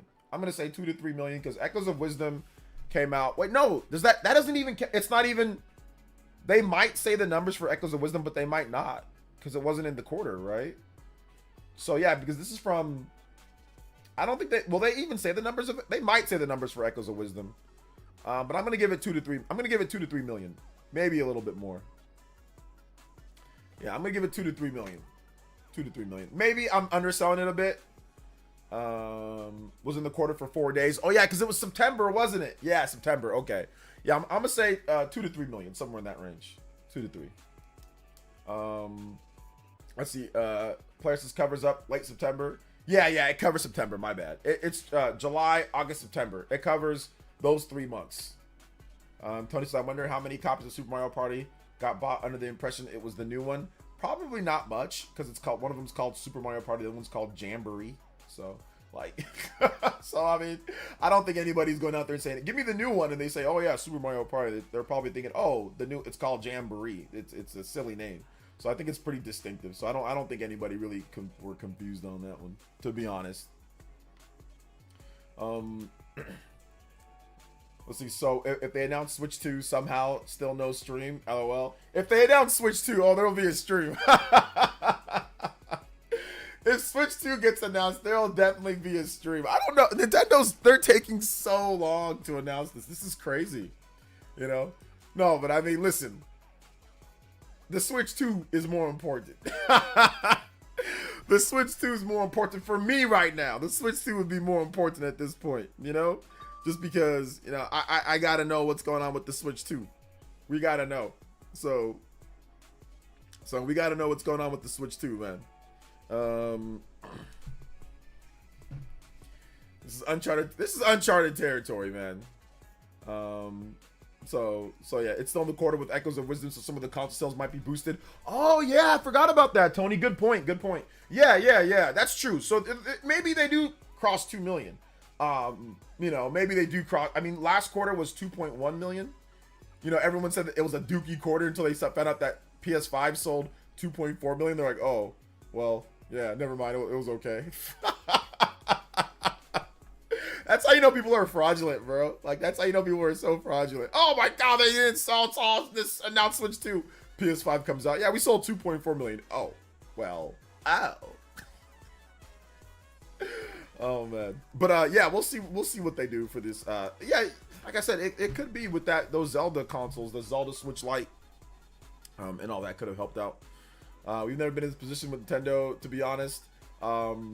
So we have no idea what Nintendo's gonna do. Yeah, we just don't know. Like they've waited so long. It's almost like they're just like an evil mad scientist or evil genius just plotting when they're going to really do something crazy. So yeah, absolutely.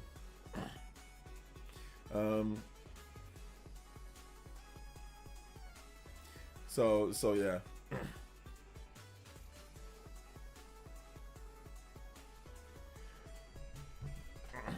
Yeah, part of me says they're not. I don't got them announcing anything until after the investor meeting, but I'm hoping I'm wrong. Yeah, I think that the investor meeting. The thing about the investor meeting is that the investors are going to be like, where is it at? Like what's that one meme where he's like, let me in here? It's like they're going to be thinking, okay, look, not all of your dated games, but most of your games are announced, right? All the big games are coming out. There's still some stuff next year. Obviously, Xeno X, Donkey Kong. You've got Metroid Prime. You've got Pokemon Legends. There's still some bangers coming out next year for 2025. But like most of your stuff is out. Like at some point you gotta say something. People are waiting. So the investors are definitely gonna get a little bit restless if they don't announce anything or say, hey, here's when we're going to announce something. Then the investors are going to be like, what the hell, man? Like, what's going on? Are you guys unconfident about this? So yeah. This is why else would Pioro changed his icon to the eyes. Yeah, I don't think he said that's nothing, because somebody wrote an article on that. That was the funny thing. Somebody wrote an article like, "Oh, Pioro's tweeting about it. It's gonna be something." He's like, "See, look, I can't even do anything, and people are gonna sit here and write articles on my dead account." So yeah, Nintendo can show up at the investors meeting and let the investors stick their hand in a box and touch. Hey, this is the Switch 2. Just listen, it's real. Here's this box. It's inside here. Don't look. Don't say how it felt either. Just know that there's a Switch 2 in this box, okay? Just know that it's there and it's coming. We'll announce it one of these days. I don't know. They can show the initiates to grow subscription model with Nintendo Music and health-wise with Alarmo. Maybe plans to expand further as a system announcement. It's like the investors are like, all right, yo, when's the next big Switch system to follow up to one of the most popular systems, maybe the best-selling system of all time? Nintendo's like, listen, guys, how'd you guys get here? Next time that you guys come to the next investor meeting, Alarmo, wake up on time, right? And by the way, if you want, you can listen to Nintendo Music when you're on the car ride here. It's Nintendo Music in the car right here, and not just that, but we are growing NSO. More people are gonna buy it. They're gonna be like, oh, okay, yeah, we're good now. We don't need to know about the Switch 2. We got this. Oh man, that's good. Let's see here. In the last quarter, Nintendo Switch did 765,000 units in Japan alone, 2.42 million plus worldwide should be the total, 45.84 million, but probably past 146 million. Okay, so you're giving it a bit more because of the Zelda Switch and stuff. Okay. Didn't that hand in the box thing happen with something in the past few years? I think it did. I don't remember what it was, but I think something did happen like that. I think it did. I don't remember, though. I don't remember exactly what it was, but I think something did happen with that. So we'll see what Nintendo does. Paul Gale, I mean, I make sure you guys look up for Paul Gale. He's going to have some interesting information to talk about that, to discuss the gaming news. Paul, if you have some more knowledge to give us, let us know. More than happy to read it off. What's up, music guy? The hand in the box thing sounds like a scam, but I can only be assumed. I forgot what it was, but there might have been something Nintendo did that before. I don't remember what it was, but yeah. Let's go. Nintendo needs to bring it back. Bring back the hand in the box. Bring it back. But shout out to music guy. What's up, man? Welcome to the stream. Welcome to the stream. So I need more predictions. You guys can give me more predictions. Feel free. Says, doesn't Prime have all the insight on things Switch 2? Did he eat the hot chip? I don't know. I don't know if he ate the hot chip or not. Did he eat the hot chip over the situation with Switch 2 not being announced in September or October? Did he eat the hot chip? Did the hot chip challenge go down? I'm still waiting for FE4 remake. Nintendo's still waiting for that game. Let's see. Wasn't it the Summer Games Fest or Gamescom, something with the hand in the box? I don't remember. So somebody can look that up and let us know, and then we can talk about it. So yeah. Let's see. He did. Whoa! Was it whoa? Did he whoa? Did he say whoa? Please tell me he said whoa because it was hot. I predict Metaphor will be Game of the Year and RPG Game of the Year. I predict Metaphor will be RPG of the Year, but I predict Astrobot will be Game of the Year. Now that Dragon Age is out and it's not going to be that, and now that Mario and Luigi is out, which I didn't expect Mario and Luigi to even be nominated or anything. But now that those are all out now, everything's out. I think that Astrobot takes it, but we'll see. Let's see here. I don't care what IGN say about Brother playing. Oh yeah, I think most people don't care. They were getting roasted in the comment section, music guys, so it was all good, you know. It was all good. I don't think he did that. He should have. It's a bust if he didn't do whoa. Like if he didn't do that, then it's a complete bust. If he didn't do that, it's a sham. It's a fraud. It's a scam. He needed to do whoa. Excuse me. So yeah. I would be very happy though if Metaphor ReFantazio won Game of the Year. I would be so happy. I would be like jumping for joy if it won Game of the Year. I'm hoping it does, but I don't think it will. But I'm hoping it does because it's so good. Metaphor ReFantazio is so good. Make sure you guys hit that like button if you have not hit that like button. Shout out to all the new people joining in. See a lot more people, a lot more viewers joining in. If you have questions for those that joined in, feel free. If you want me to go over something that you weren't here for, feel free. Let me know. I'd be more than happy to answer your questions and go over different stuff with you guys. Yo, Rena, what is this? Rena Habog with the Udabudos blast. Yo, no message though. You want some music, young lady? I got you. Thank you for the $20, extending our stream by 30 minutes. The blast passed. The blast from the past. Let's go. Shout outs to Rena with the big 20. I appreciate you, young lady. 34 on the board. You guys know what time it is. Let's get the overclocks going. Overclock Buster! Let me know what music you want. Appreciate that. Silent Hill 2 Remake could win. Silent Hill 2 Remake will not win Game of the Year. But it might be nominated. It might be nominated, but it's not going to win Game of the Year. From the Keeley Awards, no. Now, maybe some other publication or website, yes. But not from the Keeley Awards. I doubt it. I doubt it. It's good, though, but it ain't going to win. Let's see. Rena Habag. Thank you so much. Metaphor is 100% Game of the Year candidate. Like, it's going to get nominated. Some places will give it Game of the Year. I think in Japan, it'll get Game of the Year in Japan. So Japan will give Metaphor ReFantazio Game of the Year. But like, and some other publications might give it Game of the Year. Like, there's going to be multiple publications outside of the Game Awards that give Metaphor ReFantazio Game of the Year. But the Keeley Awards, I think it's going to go to Astrobot. PlayStation games have a huge leg up on Game of the Year. If a PlayStation exclusive reviews in the 90s, it's very, very difficult to usurp that PS exclusive. There's only been a few times that it's happened. I think Ragnarok, that one didn't win it because Elden Ring came out that year. But if a PlayStation first-party exclusive rates in the 90s, the chances are it will win. Like, unless there's like a From Software game that it's going against. But most of the time, it will win. So yeah. Let's see here. Oh, do you think they'll do a special edition of Xeno X? They could. Spider-Man 2. Spider-Man 2 was right there on the fringe. And once again, Spider-Man 2 came out, there was Baldur's Gate, right? So, and that was right there. It didn't review in the mid or high 90s. It reviewed in the very low 90. It was 90. I think it was 90 overall. And once again, there were numerous games that were reviewed higher than it.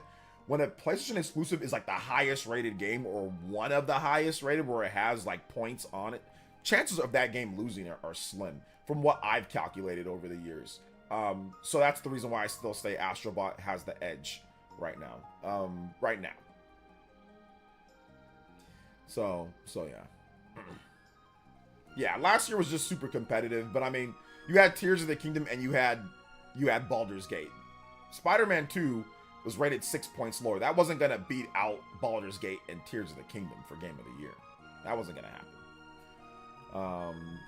Yeah, the 3 real contenders are Rebirth, Astrobot. You said Astro Hot, but I think you meant Astrobot. And Metaphor. Yes, those are the 3 that one of those 3 are gonna win it for the Keeley Awards. One of those 3. Hey, fellas. Put your dollars. Rena says, I haven't played Astrobot, so I can't say, but Metaphor is really great. Yeah. Crispy Tofu with the doll says, hey, OJ, how's the learning curve for Xenoblade X compared to other ones? It's high because of the scales. So it might be a little bit higher than some of the other games because of the scales. But I don't think it's that much higher or not. It just depends. It depends on how you like to play games, to be honest. Like, if you're big on numbers and all that, it might be harder, but it's fine. It's about the same. Juice Man Bum with the $5. My issues with the IGN score is that a 5/10 implies the game has some fundamental glaring issue usually relegated to lesser games. If IGN had actual guidelines, they wouldn't be doing these wild point swing for games. They explain, they feel, Juice Man Bomb, thank you for the $5, man. I appreciate that. Shout out to the combo breakers, guys. We are at 40 on the board. I appreciate that. Goodness gracious, we're already about to do the 45 minutes. So yeah, I agree with you, Juice. They did feel that there were some fundamental things that inhibited them. So for example, they said that, like, hey, there's some performance issues. They also talked about how the pacing of the game is bad. They also said, like, the story's not great. So they thought there was enough fundamental issues to give it that score. I don't think it's, like, to me, it should be, like, game-breaking things that get it down, or, like, stuff that's, like, really bad, like glitching, like, that's really, really bad. But it does seem like from a technical perspective, there's some issues. And then, of course, if you don't like the story, but yeah, I think maybe a 6 would have been more appropriate. 6.5. I think a 5 is a bit too low, but that's just my own personal opinion. Everybody has their opinion, right? So yeah. So IGN, the only place they gave Mario and Luigi a bad score? No, one other site did. So there were 2 5s. Outside of that, there was 7 and up. Every other review site gave it at least a 7 or up. There was 2 sites that gave it a 5. There was no 6s, just 2 sites that gave it a 5, and then everybody else gave it a 7 and up. There was a number of 9s. There was, like, I think I counted 16 9s. I counted 20 something 8s. So there were a lot of 9s and 8s. Can I get Jade Quarter from the Trails in the Sky 3rd? Yes, I'm gonna get that for you right now. Thank you, Rena Habag, with the $20. You guys give her some love in the chat once again. Hokage Stream Ninja. Anybody does $20 or more, you can beat out Rena Habag on the board. Thank you so much, young lady. Let me get you your music here. Juice, if you want something, let me know, brother. I got you. From Trails in the Sky 3rd. ML looks like a 7. I mean, I don't know if you can just say it looks like a 7 or not. I mean, until you play it. I feel like it's probably somewhere between, a 7 and a 9, right? I mean, I think it's in there, but I think you have to play it to really say exactly what it is. I don't think you can just look at it and just say, it's this, it's this. I mean, I feel after looking at all the reviews, yeah, an 8 seems to be appropriate. It looks about like an 8. That seems to be appropriate. But you have to really play the game to really nail down where you feel it's going to be at, Without playing it, it's kind of hard to tell where it's at. Let's see here. It's always funny how people care about IGN reviews. It's a different reviewer every time. I don't think people care about IGN reviews that much. I'll be honest. Like, I don't think people care that much. Not anymore. I think that there used to be a big attachment to IGN's reviews, but I don't think it's there anymore. Like, I actually don't think that IGN has as much pull as they used to have. I think that before in the past, absolutely, they had a big pull, but I don't think they do anymore, to be honest. So yeah. Let's see. I'll tell you, it's not a 5 out of 10. Nintendo really pushes that type of game out the door. Yeah, I mean, like a 5 out of 10 to me would be something like, somewhere that's that low, like Everybody 1-2 Switch, something like that. That's more of like a 5 out of 10. That type of game. I think Mario and Luigi is definitely more, at least bare minimum of 7, and then of course you play it, see what you think. But they gave their reasons. They gave their reasons for it. Like, I don't think it was. I mean, I don't think their reasons were incredible, but they gave their reasons.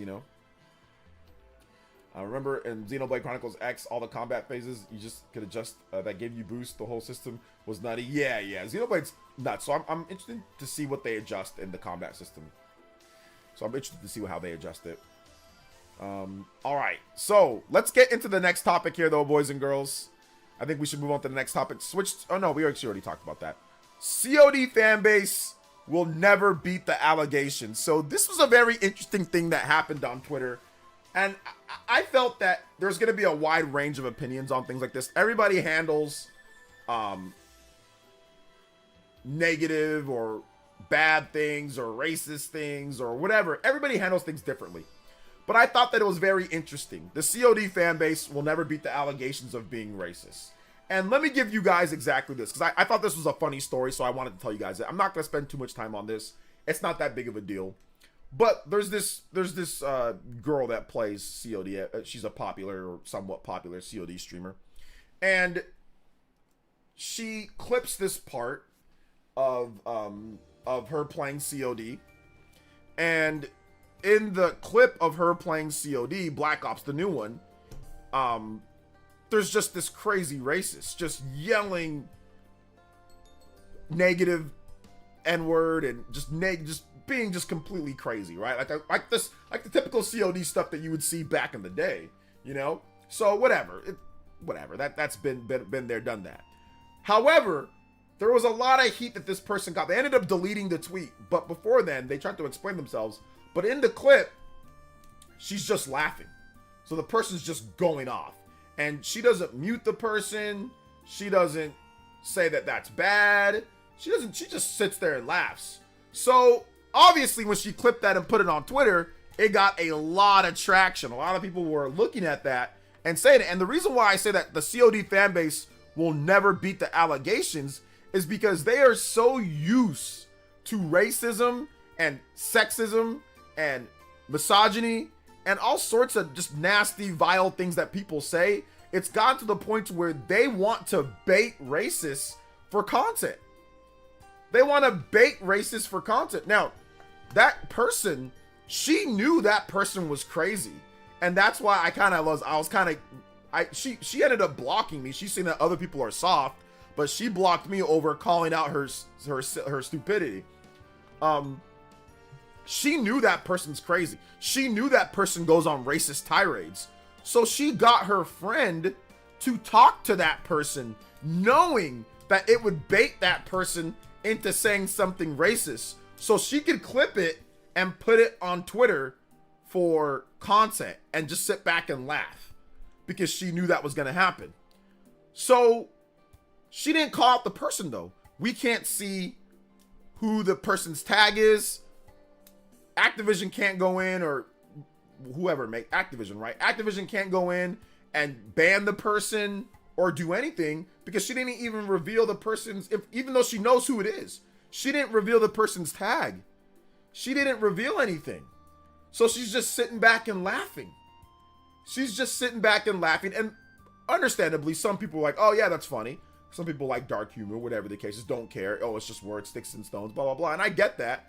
But other people were like, well, wait a minute. What's so funny about this? You don't even say anything. You just sit back and laugh. Is racism funny to you? This type of extreme racism, is it funny? And I got blocked. She says, oh, well, I thought it was funny because this lady's crazy. So then I made a joke. I said, okay, well, what next time, why don't you just invite David Duke and let him be on the comms?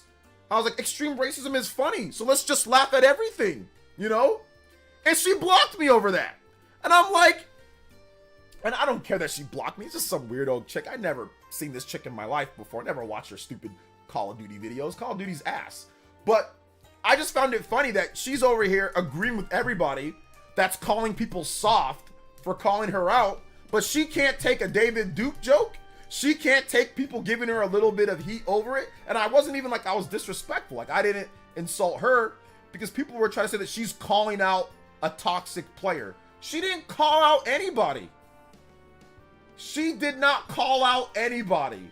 She sat there and laughed. She thought it was funny, and she did not give the person's information when it came to the person's tag. She didn't call out anything. And you have these simps in the chat or in the comment section saying, oh, that she's calling out a toxic player. She's not calling out anything. She didn't say it was wrong or bad. She's just laughing. If anything, she's encouraging people to also clip and laugh at it and just let it go by without even exposing the person. So what are you talking about?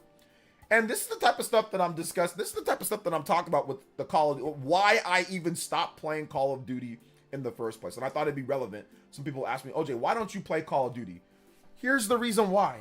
Call of Duty is so racist.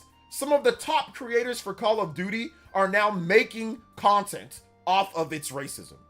And not even trying to get these people banned. Because why ban them when you can make content off of it? Or at least you thought you could make content off of it. I think it works for like when you're doing it live. But I think for Twitter, the fact that you wait, you look at that clip, you clip it, you put it up on Twitter, and then you don't even provide anything like her gamer tag for people to say something, and then you say, oh well, this lady's crazy. I thought it was hilarious. I thought it was personally hilarious that she didn't know why people were coming after. She ended up deleting it, but I thought it was funny because she said that, oh, people are soft, but she was agreeing with people that saying that they were soft, and I'm like, you're soft. You blocked me for simply making a David Duke joke, you know, sarcastically, but I still listen. It is what it is. But anyway, I just thought that I would just say that's the reason why. Oh man, I am dropping frames like crazy. What's going on here?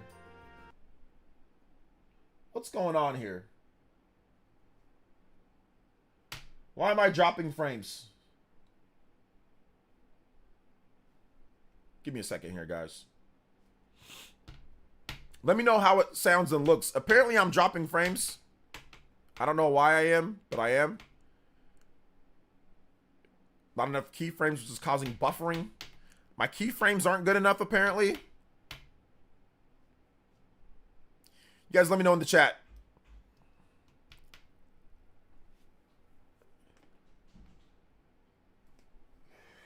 Excuse me.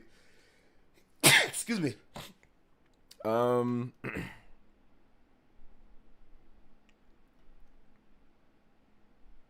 Yeah.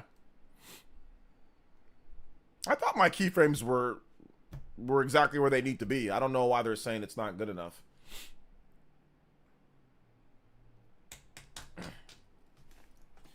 You weren't earlier, but it's fine now. All right. Frame rate is pretty trash. So is it better now, or is it still janky? I saw that I dropped like 16,000 frames. Good on my end. Only dropped a bit earlier. Okay, cool. Okay. I think also it could be because I'm running these in like a high bit rate premium. So let's run this at a bit lower. And let's exit out of all of that. So let's make it to where it's as simple as possible. Better now, but it dropped earlier. Okay. The COD race is coming after you. No, the funny thing is that, like, I don't think she's racist. I just think that it's funny that Call of Duty is so bad, it's gotten to the point to where people are trying to make content off of racists and not actually exposing them. Like, if you want a better experience or to beat the allegations, I think that's not the thing to do. But I don't think COD streamers even care. I think that COD streamers are just used to it. So it is what it is, you know? Monster of the Wilds does not look rough. I don't know what you're talking about, JB. That game looks incredible. I don't know. It didn't look rough to me. It looked pretty good. It looked pretty good. That's just me. I don't know. I saw the gameplay. I thought it looked good. Better now, but okay, yeah, I got it. I had a blast playing the beta. Yeah, I downloaded the beta then didn't even play. It ended before I could even play. I downloaded it on PC. I was like, oh yeah, I'm gonna play. And then all of a sudden it ended, and I was like, oh, I forgot to play. Let's see. That's why racist words shouldn't be normalized in certain music. Is disgusting. Give racist people excuses to have type of language. I agree, but I do think that also at the same time, it's like it wasn't even like how it was in the music. It was like the hard, you know, it was pretty bad, right? And the person was saying it in a derogatory type of manner. So this person clearly was just trying to do that. But I don't even have a problem with, like, no, obviously I have a problem with the person who said it, but like the way that she went about it, like that should be condemned, in my opinion. I'm not saying that everybody has to come out here and be moral police, virtue signal, or anything, but just sitting back and laughing just shows me that that's that's a lot of the Call of Duty fan base. They don't even care, you know? They don't even care. So yeah. I'm not watching any Yongay video. I'm not watching that. I watched the gameplay myself, and I thought that it looked good. So I don't gotta watch Yongay to tell my opinion on another game. I ain't watching no Yongay video. No, I'm good. I saw the gameplay myself. Tell Yongay to watch my live stream. Tell him to do that. Go let him know to watch mine. I don't watch none of his vids.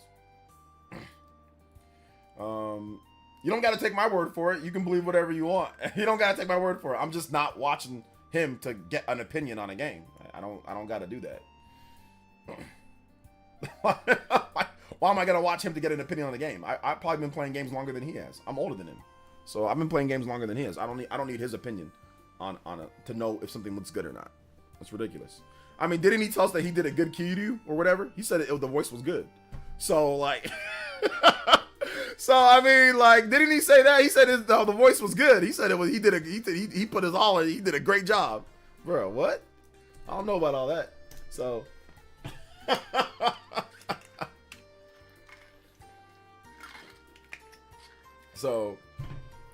So I watched Argentina get let's see here. I watched Argentina get my opinions on J. Exactly. But just know that it's always gonna be paid. 100%. It's always gonna be sponsored.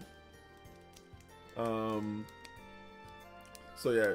She should have used that video as an opportunity to report that to the dev. That would have been the better thing to do. That would have been the better thing to do. Exactly. Like, you can, if you want to sit back and laugh, that's fine, but she didn't report the person. And on top of that, she baited the person. She knew that person was psycho. That's the thing that I have an issue with. It's like, okay, so you're using racism for content. You know that person's psycho. If you're trying to bait them out to get them banned or bait them out so you can report them, then that's one thing. But you're just simply baiting them to use for content on your channel. Like, it's ridiculous. It's insane. I've never seen that before. I mean, I'm pretty sure some people have done it, but I have not seen that. But she's played with that person before. She knew that person was psycho and it says racist things. So she told her friend to, hey, tell that person something, that they're racist or whatever. So then when her friend did that, that's when that racist obviously started being racist. And then she just sat back and laughed because she knew what was coming. To me, that's just so corny. That's just so corny. That's just such a corny.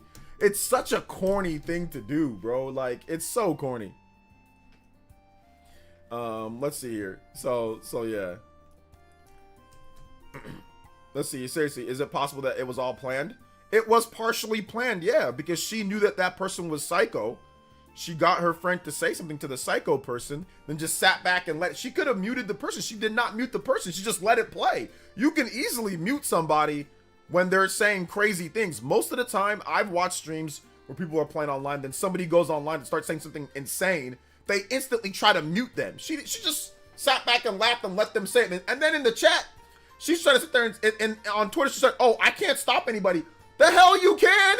You can just mute them. Why are you gonna sit back and laugh and let them just say stuff all over your stream? What do you mean? Just mute them. Talking about I can't stop them. Yes, you can. It's called mute. Does mute no longer... Let me ask, can you mute people in this new Call of Duty? Can you not mute somebody? Is that something that can't be done? Maybe I don't know what I'm talking about. But I know back when I played Call of Duty, you could mute anybody talking. If you did not want to hear them, you can mute them. So maybe somebody let me know. Is it impossible to mute people in the new Call of Duty game? But she just sat back. She didn't even look at. She thought it was content. She's like, oh, this person, ha ha, funny. This is content for me. Then clipped it, then put it on Twitter. So talk about I can't do anything. Yes, you can. You want your audience to hear that. You want to have some type of content. That's what you were trying to do. You're trying to look for clout because you're playing Call of Duty. I mean, like, let's just keep it a buck, man. If your whole content revolves around Call of Duty, like, like, I'm gonna say something right now. I would go into depression. I would personally go into depression if my whole channel and my whole streaming career and everything is based off of Call of Duty. Like, clearly you need to spice it up. You're looking for clout. There's so many Call of Duty streamers. Imagine your whole career being based off of Call of Duty. Like, and not even being one of the top people. Not even making like a bunch of money like some of these other people make. Just being a middle level Call of Duty creator. Imagine that. I mean, she's super I guess this girl's popular on TikTok. She got like 1 million followers or something like that because whatever. You know, she got the large simp audience and simp fan base. But imagine your whole content being revolving around Call of Duty. Couldn't be me. That's insane, bro.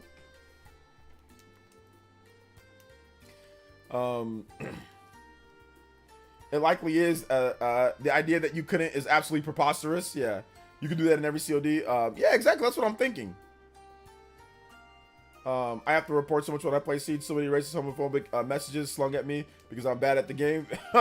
Yeah, I've seen it a lot in Siege too. Definitely can mute. Yeah. So she intentionally left that up so people can so she can haha laugh and haha, you know, and then she tried to say, oh, I couldn't stop them. What? You're the one who baited them. You knew that person was crazy. You told your friend to say something to them, and then you sat back and didn't mute. What do you mean? So yeah. So it's all good, you know. It's all good. It is what it is.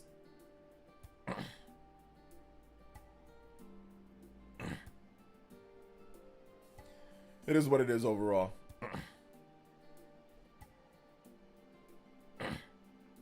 Hit that like button, guys. If you have not hit that like button, hit that like button. Let them know that we are streaming. Let them know that we are out here. Big love to everybody. Thank you guys for your support so far. Big love to Rena, Hokage, Stream Ninja right now as well. Let's go. If you guys have more questions, feel free to tag me in the chat. I'll answer your questions. We are going to move on to the next thing. I know Huddy's not going to like this, but Dragon Age Veilguard, we got some Steam numbers, and it almost cracked 90K. So it's continued to go up and up at this point, and it looks like it's selling decently across the other platforms. Now, we talked about this. We know like the part grift, the part self-inserting. Like, we know there's a lot of opinions on this game, and it's fine, whatever. It is what it is. But we know that there's also a lot of people that are doing this in bad faith, which I ranted on yesterday, and I'm gonna have some more content with that with some other content creators, so look out for that. But we ranted on this before. But with this game, to sit here and try to act like 90,000 is some type of failure, that's trash. That's garbage. That is garbage, because Star Wars Jedi Survivor did not do 90,000 on SteamDB. That did not do 90,000 plus. And Star Wars is a 20 I think it sold like what, 10 million, 20 million? I forgot what the newest one sold, but the newest one sold really good. But this game, Dragon Age, beat out both of the Star Wars games from EA. I think this is their best single player debut. So to sit here and you have all these grifters, you have these liars sitting here trying to act like it did bad with almost cracking 90K, that's insane. That's insane, because there are so many other games that sold worse than that, or that did less than 90K, and that people said, oh, well, it sold good. Metaphor Refantasio did not crack 90K. There's a ton of games that did not crack 90K, you know? So 90K is it's an okay number. It's not like, oh my gosh, incredible, but it's an okay number. Dragon Age, though, is also a pretty big console series as well. People buy it on console. So I do think that it's probably sold decently on PlayStation and Xbox. I saw a lot of people on my timeline playing it on PlayStation and on Xbox. A lot on PlayStation 5, but there are definitely people that are playing it, you know, not on PC Steam. So 90-something thousand on Steam, or like almost 90K on Steam. And then, of course, with the console players, I think the game did decently. Like, I don't think it's going to be like a crazy Baldur's Gate sales, but I think it did decently enough. Now, once again, if you want to legitimately complain or legitimately criticize some of the writing, some of the self-inserting, blah, blah, blah, I get that. Woke, whatever, that's fine. You can do that. But sitting here trying to make it seem as if it didn't have a good launch on Steam when it was literally BioWare's best one ever, and it beat out some of the other games that were big sellers like Jedi Survivor and stuff, I mean, we got to stop the cap. We got to stop acting like crazy about it. You know what I'm saying? Just because you don't like what they put in the game. You got to be realistic, though, you know? So yeah.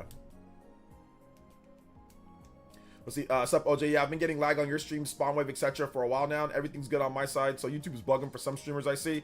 It might be a YouTube thing. I don't know. If you're on Twitch, was there any lag on Twitch? Was there any, if any, for those that are watching on Twitch, at any point during the stream, was there actual lag? Let me know on Twitch too. So we'll see. But it would have done 90K if they knew what they know now. Would it have done 90K? Yeah, people bought the game because they thought it looked good. They thought that it looked good from the gameplay.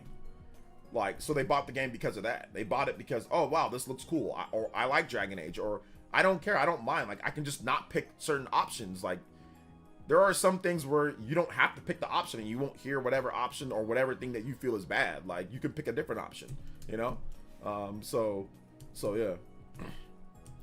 Compare with Dragon's Dogma 2, almost 90K. A game spent in 10 years development is a large budget, so it's not a good number. I don't think the game was 10 years, like actually 10 years in there, like overall. I don't think it was. And once again, that's just Steam. JB, that's just Steam. There's still Xbox and PlayStation, and it's still their best one. So they seem to be pretty happy about it.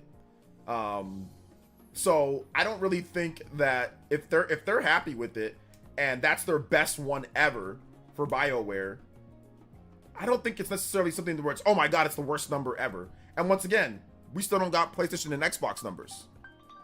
So we still need those, which those it sells good on there. So I'm not sure what people were expecting, you know? But yeah, I don't really think it actually spent 10 years in active development. I think maybe there were some ideas and they threw some stuff around, and then yeah, they did restart. But I don't think they actually have a 10-year, like a real 10-year development cycle on this game. Like, I don't think so. Like a real 10-year development cycle, because that would actually supersede after Inquisition came out. That means they started it right after Inquisition came out. And I don't think they started it right after Inquisition came out. That game came out in 2014. So like, as soon as Inquisition came out, they were right on the next one. I don't think so. I think there was some time in between. I think there was some other things that were happening. I think they worked on other things and did other stuff. I don't think it went straight from there right away to the next one. So I doubt it. 90K for concurrent players is once all time. That doesn't even get the real time sales numbers because people purchase the game and play different times. So the number could be way higher than that. Exactly. Triple X. And on top of that, it's just the beginning. Like, there still needs to be sales that factored in. There's still other things. It's not like everybody just plays the game in the first few days. So there's still going to be more people that are playing the game later, you know, later down the line. But what I'm trying to say is that there are a number of single player games that it did way less than that. And everyone said, oh yeah, they were successful. Metaphor ReFantazio was in development for nearly a decade, right? That game was in development since 2016. It was 8 years. And it was underneath Dragon Age. And everyone said the Steam number was pretty good. Okay? So I don't think I heard you come here, JB. I didn't hear you come here saying that Metaphor ReFantazio's Steam numbers are bad. Right? I don't think you did. So it seems to me like some people are picking and choosing based off of the game whether to be bad or not. Because I don't think you said that when Metaphor ReFantazio did less numbers than it. And that was that game started development in 2016. They announced it, I think, in 2016 or 2017. When did they announce that game? I don't know. I know it's been in development for like 7-8 years. So yeah. Let's see here. Metaphor is way more niche, man. No. Now you're just making up excuses. Way more niche, man. No, you said development time. You said development. Now you're saying niche. You didn't say popularity. You said development time. It's been in development for X amount of years. That's the reason why it's a problem. Niche had nothing to do with that. You can't just move the goalposts every single time your argument doesn't work out or your reasoning doesn't work out or there's a good counter. It's like, oh, well, no, there's a bunch of other games that did less. Oh, well, development time. Well, I don't really think it was in 10 years of development because that means they would have started right after Inquisition. I don't think they did. Oh, well, what about Metaphor? Saying, oh, well, that's niche. That doesn't matter. It's like, bro. No, they're not several issues that you're, no, man. No. Like, you can't just move the goalposts every single time that one of your issues gets countered. Like, come on now. We don't know the budget. We don't know the budget of Metaphor. We don't know the budget of Metaphor. We don't know the budget of Dragon Age. We don't know the budget of either one. We don't know the marketing budget of each games. We don't know the budget. We don't. So you're saying marketing time, IP recognition, budget, all that. We don't know. We don't know any of that. We don't know. We do not know the exact development time of both of these games. We do not know the exact budget of both of these games. We don't know. So you're just making up whatever you think is, oh, well, it's a big, but we don't know. So Veilguard is one of the most disappointing games to me personally. I'm still glad it's selling well. I hope BioWare does well enough. Maybe they can get their next game right. The next game is Mass Effect. They are fully set on Mass Effect now for the next game. They're fully set on that. Yeah, we'll see what happens. We'll see what happens. We'll see what numbers they come out with. But Inquisition sold well, especially after it went on discount. Like Inquisition, that was a Wario 64. I specifically remember people picking up Inquisition as the Game of the Year winner. Like for a few months after it launched, it was on sale.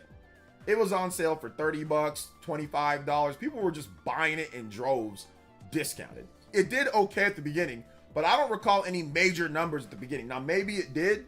Maybe there was some announcement, but I don't recall Inquisition having some type of massive launch, with the game. It did well over time, though. I think Dragon Age Veilguard could do well over time with discounts. But like I said, we'll see. We'll see what they say. We do know that Metaphor took at least 8 years of dev time, maybe more, but not less. Yeah, I think they announced. When did they announce? They called it Project Refantasy, right? That was the first announcement of the game. Project Refantasy. So that was. When was that first announced? I saw a Reddit thread. What happened to Project Refantasy? It's called Metaphor Refantasio. So yeah, they announced the game in December 22nd, 2017. Wholly too early to announce. What is this trailer? Let's watch this trailer, bro. This trailer is crazy. Yo, look, I don't remember watching this trailer for this game back when it came out. I don't remember. So let's check out this trailer and we can compare it to the final game. Oh my goodness, this is crazy. Yeah, 2017. Let me make it to where it's, let's just do this so it doesn't get to whatever. So this is the debut first announcement trailer for the game. For Metaphor Refantasio. In a fantasy world. Its inhabitants also visualize a fantasy. The war is near. Different design on that book. I must finish this. A tale of hope that can salvage the world. So they still have that aspect. That isn't right. 2016 in Japan. No one wishes to be named other tribes. Okay, so they still got the tribe stuff. The stream just dropped. Did it drop? Stream ended. What's up with YouTube? Is Twitch still going? Yes, there was lag earlier, but it's fine now. Is Twitch still going? Some people say the stream dropped. What happened? It says excellent condition on my end.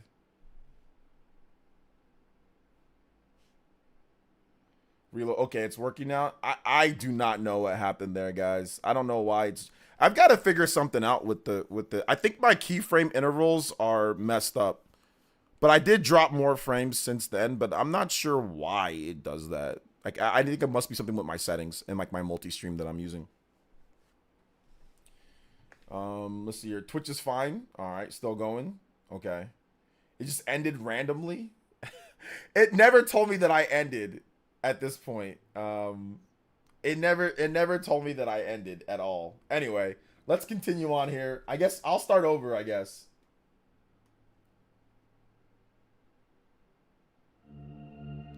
Lag? It's so weird. It says that I didn't get any more lag on my end. Just did it again. Wow, that's crazy.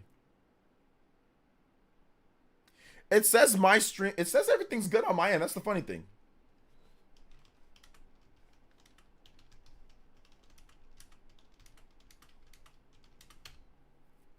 This is weird.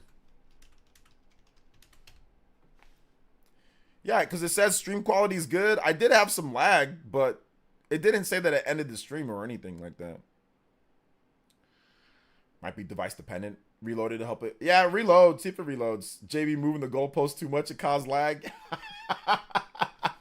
Moving the base of operations too much. Shout outs to SP Corn. Thank you for the follow on Twitch. Appreciate that, man. Yeah, there's a bit of lag for sure. There's a bit of lag. Let me see if.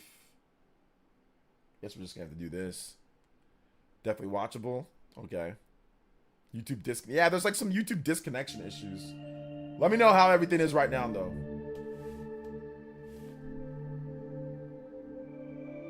Stop on your end. 戦争が近い。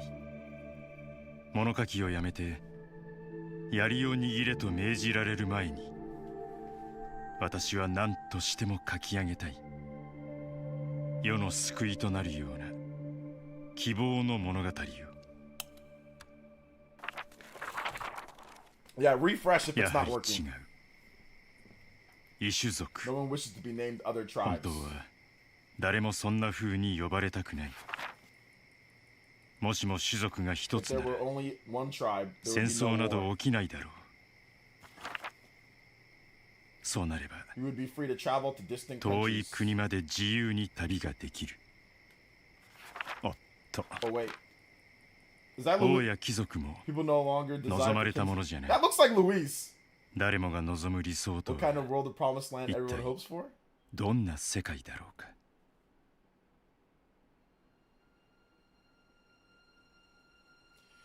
Maybe Nin doesn't want OJ to hear about the meeting. Look at this, got live action. Who's that? Is that Hulkenberg? I don't know. She doesn't wear that hat like that. Cleric. Is that the okay? The class to banish all other species. Wait, what?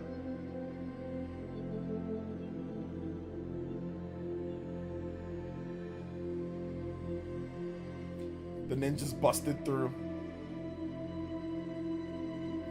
Mage, guilt-ridden protester, military recognition.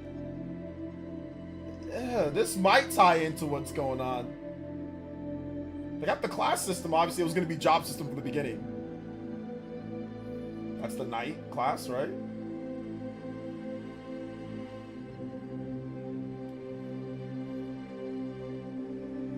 Oh, the warrior class. Cease to exist. Voiceless, apathetic.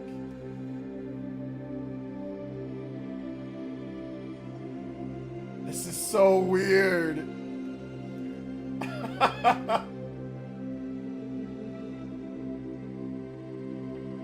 Thief.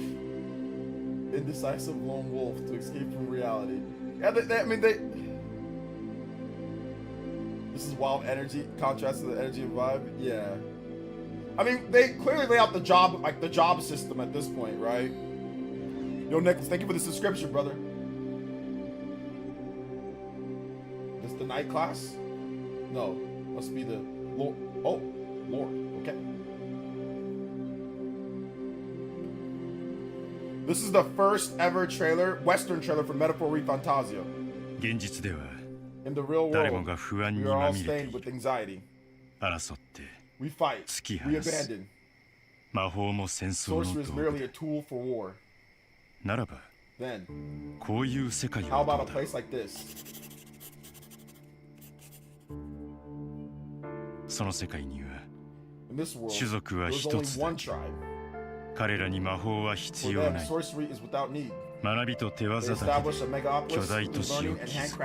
handcraft labor. 天をつくガラ Glass, スの glass 塔 towers that reach the heavens. 闇のない Safe 安 nights with 全な no 夜 dark shadows.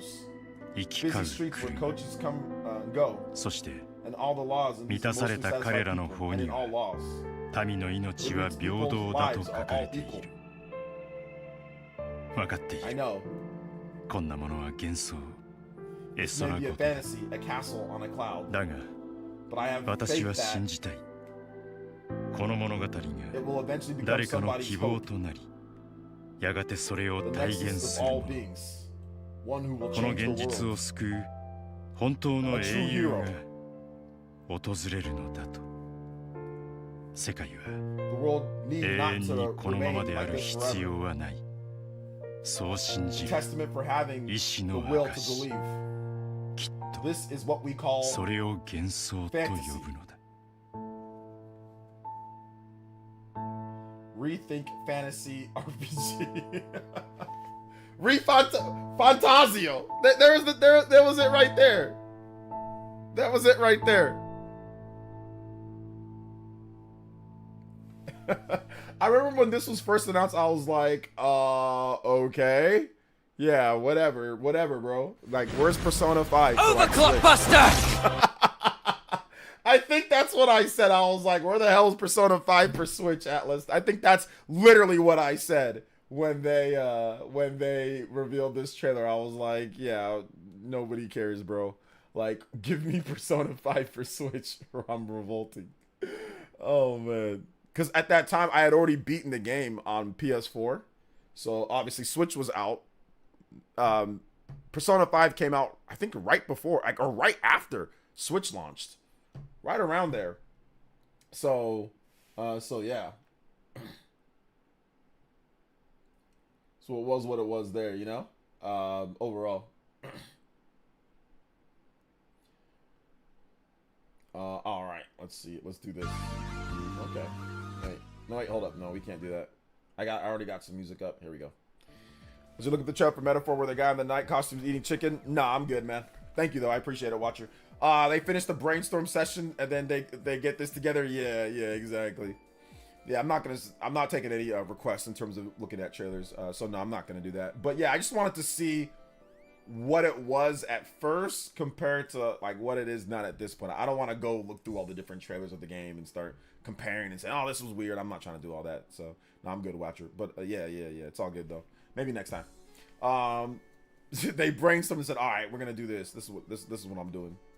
It's interesting though. It's interesting to see like some of the early concepts and some of the early things, and then, so yeah, definitely we ain't got it's to show. So here's a concept video. Yeah, pretty much. It was definitely just we don't got nothing to show. Maybe they had like a very bare bones, you know, type of thing, you know, set up, but yeah. Outside of that, probably nothing more, you know, nothing more than that. So yeah. So yeah, it's all good though.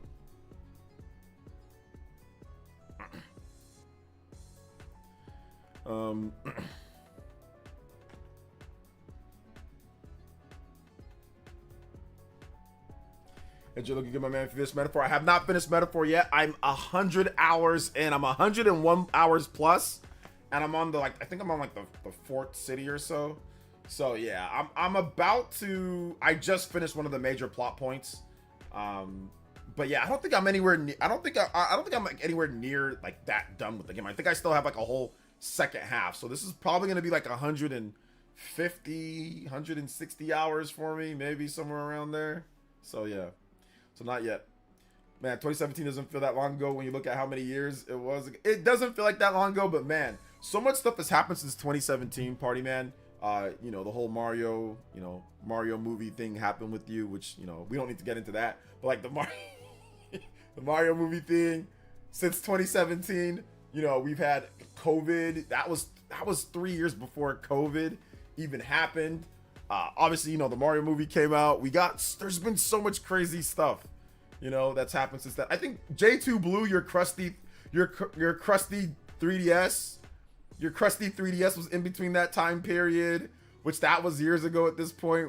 We've had numerous Elite Ninjas revolts. We've had we had a rebellion. We had a great ninja war. We had small incursions here and there. I'll hit my head. It feels like we need to do like, you guys ever played Naruto? Shippuden, where like you go through like the history, like you go back in time and like you try to, and like it shows like the little like the basic premise of what happened. I feel like you can do that for like the last 2017. Yeah, like the different type of arcs. No Mario Kart 9. We've been playing Mario Kart 8 for 10 years, dude. Yes, incursions, man. Small little ones here and there. So yeah. Yeah, I'm not sure what's going on with the lag, guys. I don't know. I don't know what's going on. Yeah, I'm seeing that there's more lag that's happened. I don't know what's going on with the lag. I'm sorry. Maybe you can also lower the stream like quality, and I think that might also do it. So yeah. That might also do it as well. Hey fellas, put your dollars. Christian with the dollar says, can we see J2's crusty 3DS again? I don't, it take me a while to find it. I don't know where it's at. So give me a second to find it, then maybe we can. Unless J2 wants to link it for me. So yeah. Shout outs, thank you so much. Super Christian Mule with the dollar dono. I appreciate that. I'll go into my stream settings, guys, next time, and I will see what I can do to fix the lag. And all that. The Xeno 3 reveal OJ reaction trailer was definitely the high point of the Switch generation. Oh man, what would be the high point of the Switch generation for this channel? I think, yeah, Xeno 3 but that was later, right? I don't know. That could be the high point. Yeah, like that reaction, or maybe even like, I know it's kind of weird, but like 2019, that was right before COVID, right? And that was 2 years, like we knew at that point that Switch was going to be a big success because everybody was having doubts in 2018, but 2019 was truly like, not everyone, weirdos were having some doubts, but 2019, the Switch started really accelerating, right? Like super accelerating. They started to be able to get stock and everything. And I think that E3 2019 was nuts because that E3 gave us Trials of Mana. And it like blew me away from my chair. We got Trials of Mana. I think we got The Legend of Zelda Breath of the Wild sequel, Tears of the Kingdom. We got that in 2019 E3 as well. So I think so. We got, was it like No More Heroes? There was like, so I think that might have been the peak too. That or yeah, Xenoblade. I think also that was Astral Chain too. So that was super hype. So yeah. Must be a YouTube thing. It runs perfectly fine here. Okay, so yeah, PD says that it runs fine on Twitch. So I'm gonna link you guys Twitch. So if you're having problems watching on YouTube, you might want to try watching on Twitch, and it might work better for you on Twitch. So let me get my Twitch. Let me get my Twitch page up so you guys can potentially watch it on there. So here we go. All right.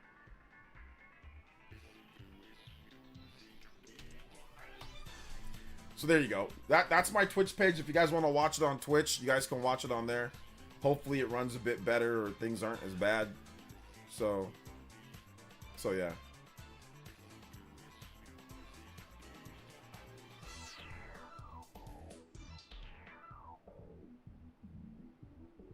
Things aren't as bad. Hopefully they're not as bad there. 2017 and 2019 were my favorite years for Switch personally. Yeah, 2017 was good. 2019 was good. I did like 2023. I thought Tears of the Kingdom, what was that? Was that Super Mario RPG? Super Mario RPG, Tears of the Kingdom, Pikmin 4. There was that was Xenoblade Chronicles 3 Future Redeemed. There was a ton of bangers in that year too. So 2023, I thought that year was good. Didn't he get out the chair too? The chair? What chair? You actually swore during your Xenoblade Chronicles 3 reaction. Oh yeah, I did. Or even, I would say 2021 was really good. Remember, that was Metroid Dread, where I was like, I'm gonna break it. And then I went, boom, and I hit the thing, and I was like, oh, my finger. I was like, shit, because I like dislocated my finger, then I had to like pop it back into place real quick before it looked all weird. So like, yeah, that was fun. So yeah, that 2021 was super fun because that was Switch OLED year. That was Metroid Dread. That was SMT5. That was a pretty good year too. That was a pretty good year. So there's a lot of election coverage tonight and tomorrow night, so that might affect things. Yeah, it might. I'm thinking about not even streaming tomorrow, just so people don't, because people act crazy. So yeah, people act crazy overall. So so I might think about just like chilling, you know. So yeah, think about just chilling.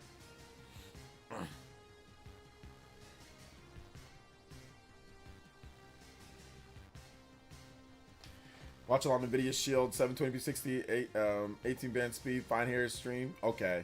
Yeah, I'm not sure what's going on, man. I think I need to just maybe optimize the stream for more devices, probably. So I'm pretty satisfied with this year too. Solid, even more impressive how old the system is. Yeah. People get crazy, so I think I'm just gonna, you know, take it easy. You know, I'll take it easy. I'm not gonna go crazy. I mean, I'll keep it a buck. I get it. It's important for a lot of people. It's important. I mean, it's important for everyone. You know, for most people here, at least in the U.S., even overseas, there's some foreign stuff. But yeah, I just don't want to have all that. I don't want it to come here. But I mean, I'll be honest. I'm not nail biting. Okay. The last time, bro, I was on edge, bro. I'll be honest. I was on edge. Party man knows I was on edge last time. I'll keep it a buck, man. I'll keep it a buck. I was on edge last time. This time I'm not, you know? But last time it was really important because, like I said, I don't want to discuss politics and I don't want to get into it. But like, my family's from Nigeria, right? My wife, she's also from Nigeria. And there was a policy that somebody put into place that blocked my wife from coming here. So we were just stuck in limbo for years because she just couldn't come here because of the policy. So I was like, man, like, it'd be really cool if somebody could reverse this policy. so like my wife can come here because like it'd been a while. So I was like, it'd be cool if that would like be like gone so she can come here. So I was on edge, man. I was on edge because if that didn't happen, then I don't know what we would have done. Like it would have been bad. Like it would have been really, really, really bad. So yeah. So I'm glad. So now it's like, okay, well, you know, everything's good. She's here. Everything's fine. So it's like, hey, whatever happens now at this point. But like back then, I was on edge, bro. I was on edge, man. I was on edge. So yeah. So luckily for me, everything worked out. Policy reversed. You know, wife was able to come a year later. But yeah, if that wasn't, then she I mean, we probably would have. I don't know. We probably would have had to break up because I wasn't gonna leave her there for 4 more years. Like we probably would have just been like, hey, look, let's just call this off and you can just do your own thing and I'll just do, because like I'm not gonna just sit her there, like leave her there for 4+ years. That's insane. All right, so yeah. But anyway, it's all good. But yeah, I don't want to get too much into it. Just like I said, I'm just saying, like, for me personally, I'm not like, oh my gosh, like sweating bullets and all that, you know, like I was 4 years ago. So yeah. It's gonna be nuts tomorrow. It's gonna have a lot of meltdowns on Twitter no matter who wins. Yeah, it's gonna be crazy. So I'm just gonna try to stay off, man. I'm gonna try to chill. I'm gonna eat dinner with my family. We're gonna have a nice dinner. We're gonna, you know, relax. So yeah, I'm not gonna really sweat it too much. I'm just gonna try to be normal. PS5 does 720p, bro. What you talking about? Sony guy, don't twist the facts. I don't know what you're talking about.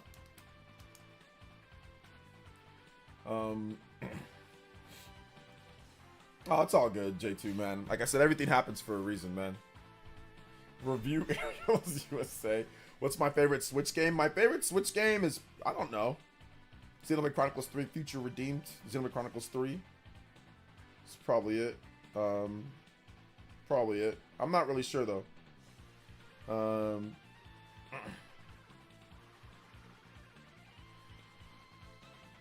Probably it. So we'll see. Check out my top 25 Switch games list video. It goes over all of them there. I'm talking about made so well, OJ. Not okay. Okay, I'm not sure what you're talking about, so whatever. I guess. Sortable Shelf says, I remember you were stressed out. Yeah, I was stressed out, bro. I was stressed out. I was very stressed out. Favorite channel when it comes to Switch coverage was probably 2019. 2019 was good. I'd say between 2017, 2018, 2023 were my favorite arcs. Yeah, those were all really good. I remember the Ninja Village arc, the Great Ninja War arc was crazy, bro. That was a fun. There was times though. I'll keep it a buck. I was laughing. I'll keep it a buck. There was times I was laughing, even though it wasn't good. It wasn't good, but I'll keep it a buck. There was times I was laughing, bro. Oh man, I was laughing. I thought it was funny sometimes. There was some funny things that happened. So the Great Ninja War was actually Shippuden. Bro, it was crazy. It was crazy. It was good stuff though. It was good stuff.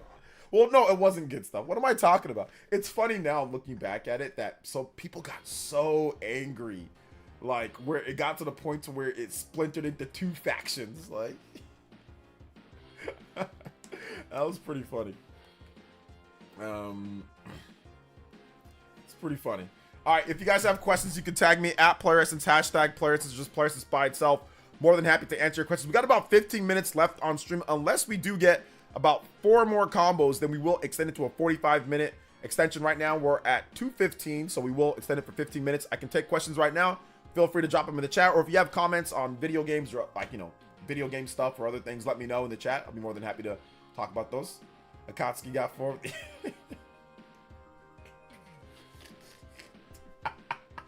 That ass, it was kind of like Akatsuki though. Yeah, it kind of was, bro.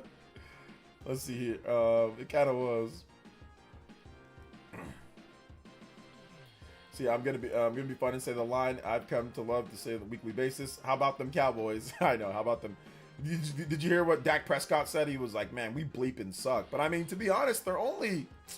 I mean, what are they? 3-5. I mean, Niners only won 1 more game than them. So I mean, I wouldn't give up if I was them right away. They got 3 straight losses, but it's not over yet.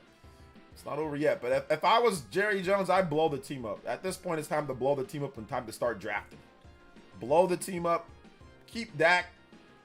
Keep that, or even trade away Dak. Trade him. Somebody will take him. Trade him away. Get a bunch of draft capital. Draft the new quarterback, and just blow it up, man. Defense. Get rid of the old players. Draft new defensive linemen. Draft everybody. Give Micah his contract. Just blow the whole thing up. If I blow most of it up. Keep CeeDee Lamb. Keep Micah. Everybody else is gone. Everybody else is gone. But the only 2 people that only 2 people that stay are Micah and CeeDee Lamb. Everybody else is gone. Everybody else is gone. Trade Dak, get draft capital, get a bunch of first-round draft picks, get draft capital, draft the new quarterback, draft the new running back. You need a new running back. Draft the new running back, draft defensive linemen and other people, and just blow the whole thing up. Blow most of it up. Only CeeDee Lamb and Micah. Keep those 2. Everybody else is gone. Panthers actually won a game. Hey, there you go. Yeah, Panthers got a game. Panthers got a game. They got a game. And that game actually got the Saints coach fired. That game. Got the Saints coach fired. So, Dennis Allen. Got the Saints coach fired. Imagine getting fired. Bryce Young gives you your packing papers. Yo, Tori85, thank you for the subscription, man. I appreciate that. So yeah. Hallelujah. I know, seriously, man. Lucky you guys. Bryce Young gets a dub. He hasn't really beat anybody, so. Glad to see the Lions beat the Packers yesterday. Lions look too good, man. I don't know if there's any. Even my Niners, man. I think Niners at full strength maybe can compete, but I don't think their defense. They'd have to beat them in a shootout and then maybe make some stops here and there. I don't know how the Niners can really do that right now. They'd have to. I would just say you have to ground and pound them. Ground and pound with Garindo, and if CMC is healthy, ground and pound them, whittle them out, and keep Goff off the field. Keep that offense off the field. But right now the Niners are not as good, and they would lose badly to the Lions. So I recovered from the arc, man. It was brutal. Yeah, party man, you took a couple lumps, man. They definitely tripped you and punched you in the back a couple times. So So yeah, they definitely tripped you and punched you in the back a few times.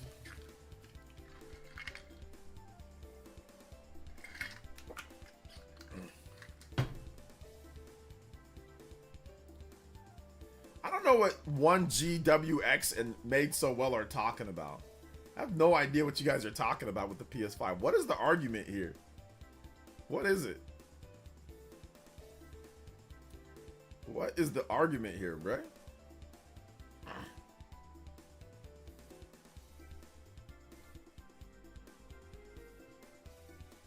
What is the argument, bro? Because I'm just seeing this and you guys are just, it's like people are just like upset about whatever, something with PlayStation 5. So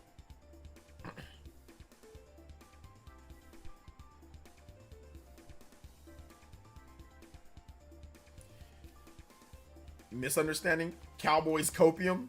Oh, DKC2 music is on Nintendo Music, by the way. Yeah, I did see that. So they did say that they'd add something new next week, which was last week. So then they added the DKC2, which DK music's great.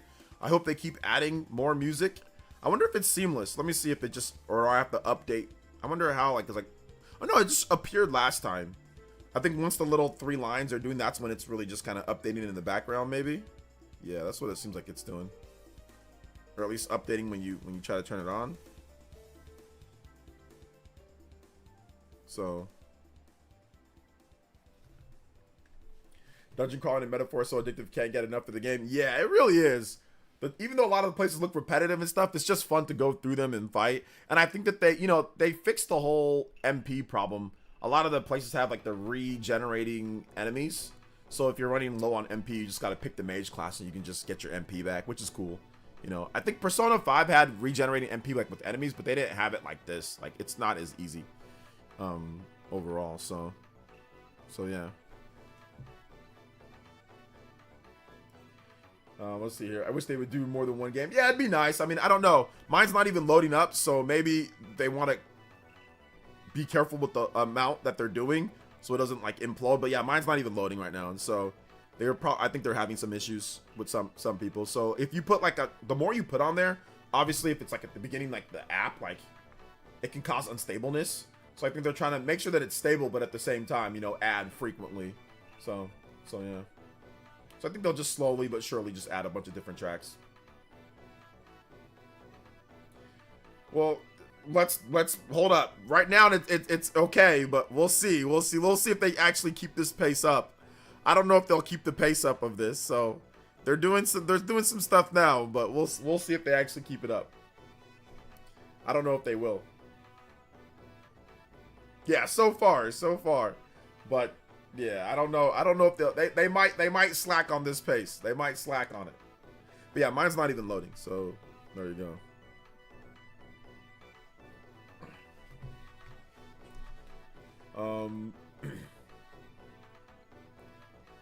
But yeah, so far it's good. I just need them to add some Xenoblade stuff, to be honest. I need them to add Xeno. I need them to add Xeno. Give me the Xenoblade. But then again, I mean, I already have all my Xenoblade music, so it doesn't really matter, but it'd just be cool. I did use it last week when I went running. I did use it. I thought it was good. So if you add in those Xeno tracks, you know, I think it'd be better. You know, you add in those Xeno tracks. So yeah, they need Xeno. They need more Fire Emblem, more Xeno. Yeah, more Fire Emblem and Xeno for sure, because those have banger soundtracks. Super banger soundtrack. So yeah, give me more Fire Emblem, give me more Xeno. I'm down for that. Down for it.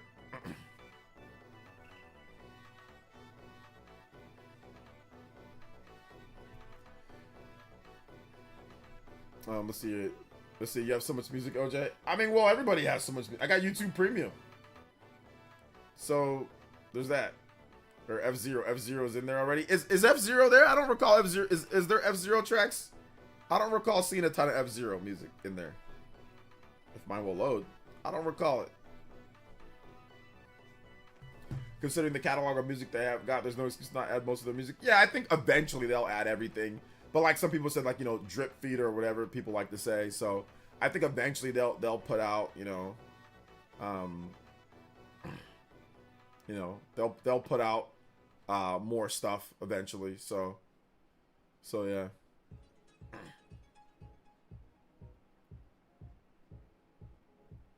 They'll put out more tracks and all that. I just like people getting upset about it because I think it's funny. I just like people getting upset and saying, "Why not Spotify? Why not they?" Like I like that. It makes it funny to me. So I'm like, good. Let's see here. I could see a new FE game happening next year. Oh man, I mean, I think the FE game, Fire Emblem 4 remake, that still needs to happen. Like that, it hasn't happened yet, but it's going to happen. Like FE4 remake is going to happen. I checked with my source a few weeks ago. So I don't know what's happening, man. So I don't know. I'm not sure why it's not out yet. Maybe, like I said, I'm not sure, but it's happening. It's happening though.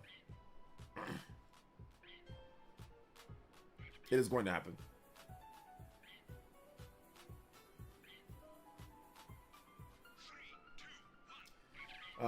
That's a good idea. Put Nintendo Music on Alarmo. Nintendo Music on Alarmo. I don't think it's a music player. I don't think Alarmo's a music player. So I'm not sure. I know it has some like tunes or some like sound effects and stuff from there, but I don't think it's like it plays music like that. Although they did get Doom up and running on Alarmo. So maybe you could hack it to do that.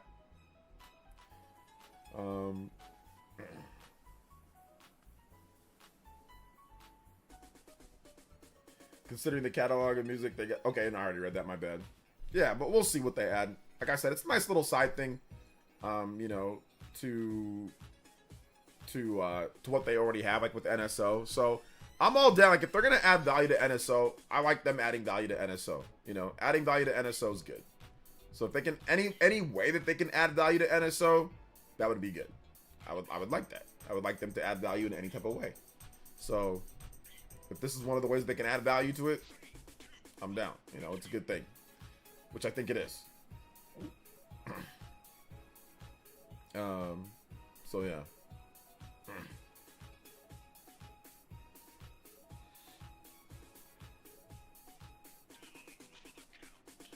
Should I won't even lie, I'm glad Nintendo released Nintendo Music. Been very revolutionary. They're adding way more value. Yeah, I like them.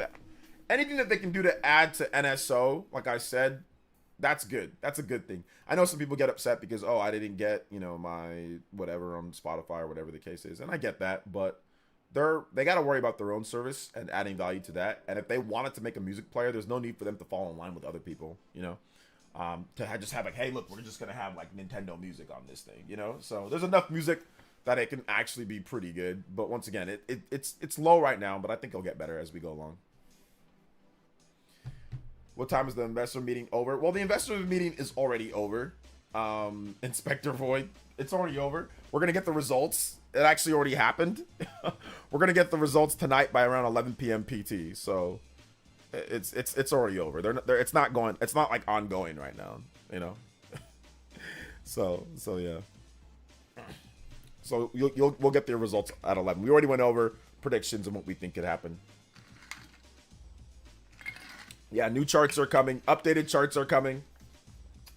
Updated sales on the top 10 software. We'll get probably like Echoes of Wisdom. We'll get a few games that came out in that time period if it crossed 1 million units, which Echoes of Wisdom definitely did. We're gonna get updated Switch sales numbers. So yeah, some people think Switch 2. I don't think so, but they'd have to say something. We're definitely on Switch 2 watch. We're definitely on Switch 2 watch, so they gotta say something soon. All right, Nintendo Music finally loaded. Let's go. So yeah, DKC2 Music just got. Here we go. Diddy's Conquest. Let's go.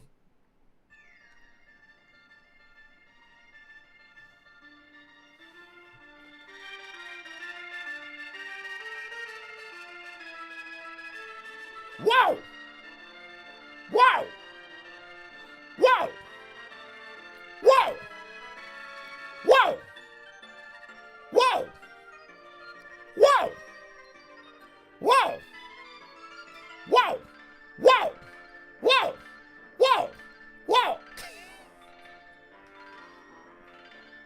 What? Whoa! Wait. Shout outs to Diddy's Conquest. This is a great soundtrack, bruh. It's a great soundtrack. It's very good. Very good. Hope we get Xenoblade and other soundtracks on the music. Yeah, we need Xenoblade. We definitely need some Xeno.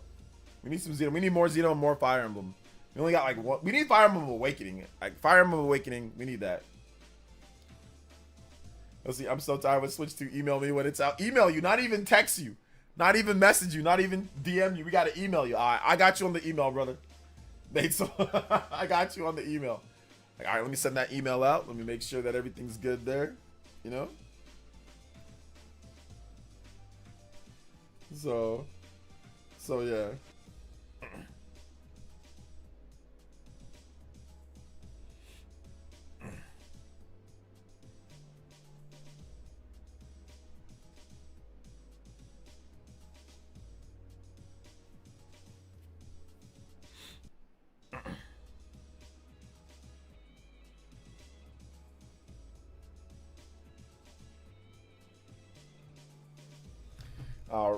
Use Red Mario phone for Switch 2.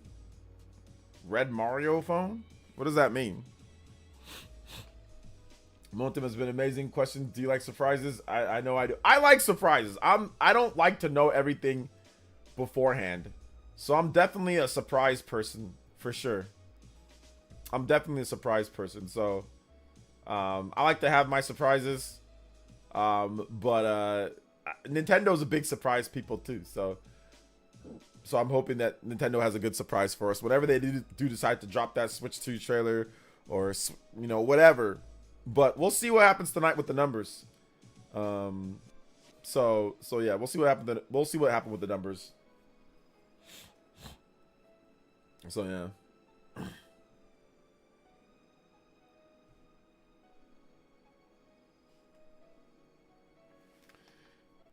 Let's see, Little Prime Nintendo Boys. Yo, shout outs. Let's go. Email sounding like DSP. I know. You can email me. You can email me. Although I've said people can email me too, but I said I give you options. I said, hey, look, Twitter DM. I said you can email. You can, you know, whatever. I give the options. It's not just email. You know.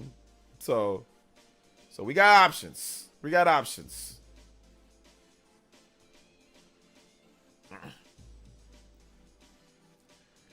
So yeah, music app integration with Alarma was a missed opportunity. Maybe they'll put it in there, maybe not.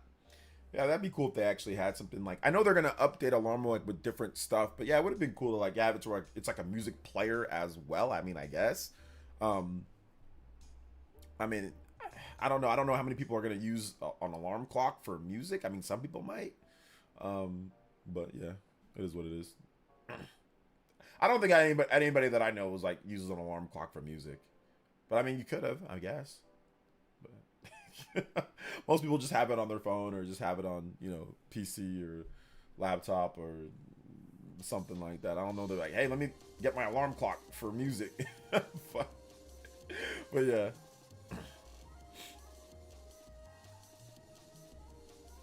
Nintendo should shadow drop the remaster they want, like Prime 2 or Wind Waker. Be waiting smoother. Really looking forward to it.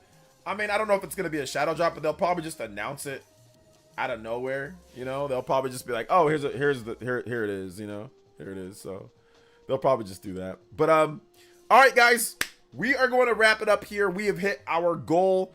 We did a 30-minute extension on today's stream, so we got the 30-minute extension. So we're gonna wrap it up here. I am going to direct you guys to check out my most recent video. If you have not seen it, check it out. Check it out.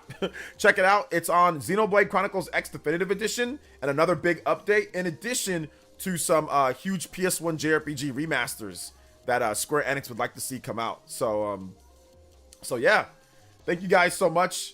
I appreciate it for coming out to the stream. Thank you guys for being awesome. There's the link right there to my most recent video. So you guys go watch it, check it out. If you're on Twitch, I'm going to link it for you guys right now too. So it's going to go on YouTube and Twitch right now and again. So make sure you guys check it out if you haven't seen it already, man. thank you guys so much for your support tonight. Thank you guys for being awesome. You guys all have a nice night. Big love to Rena. Ending the stream is the Hokage and Stream Ninja. Big love, and thank you to everybody who dropped donos today. Super Christian Me World, Juice Man Vaughn, Crispy Tofu, Rena once again, Simeon Coin, Party Man, Alan Ruiz, Joseph Silver, Paul Gale Network. Thank you guys so much for the dono drops today. I appreciate that. And yeah, we will see you guys. We'll probably maybe stream tomorrow, maybe not, considering how crazy things might be. I just want to take the day off so everybody can cool down, because I know people are going to rush into the stream to start talking. So we might take tomorrow off. But all right, guys, thank you so much for watching. I'll probably work on like a big top 25 video. Like if I take tomorrow off, I will not take work off. I will still have a video for you guys tomorrow. And I'll still probably work on like a big top 25 video for you guys as well. So, all right, guys, love y'all so much. Thank you guys for coming out to the stream. Thank you guys for being awesome. And we'll see you guys for the next one. All right, peace out.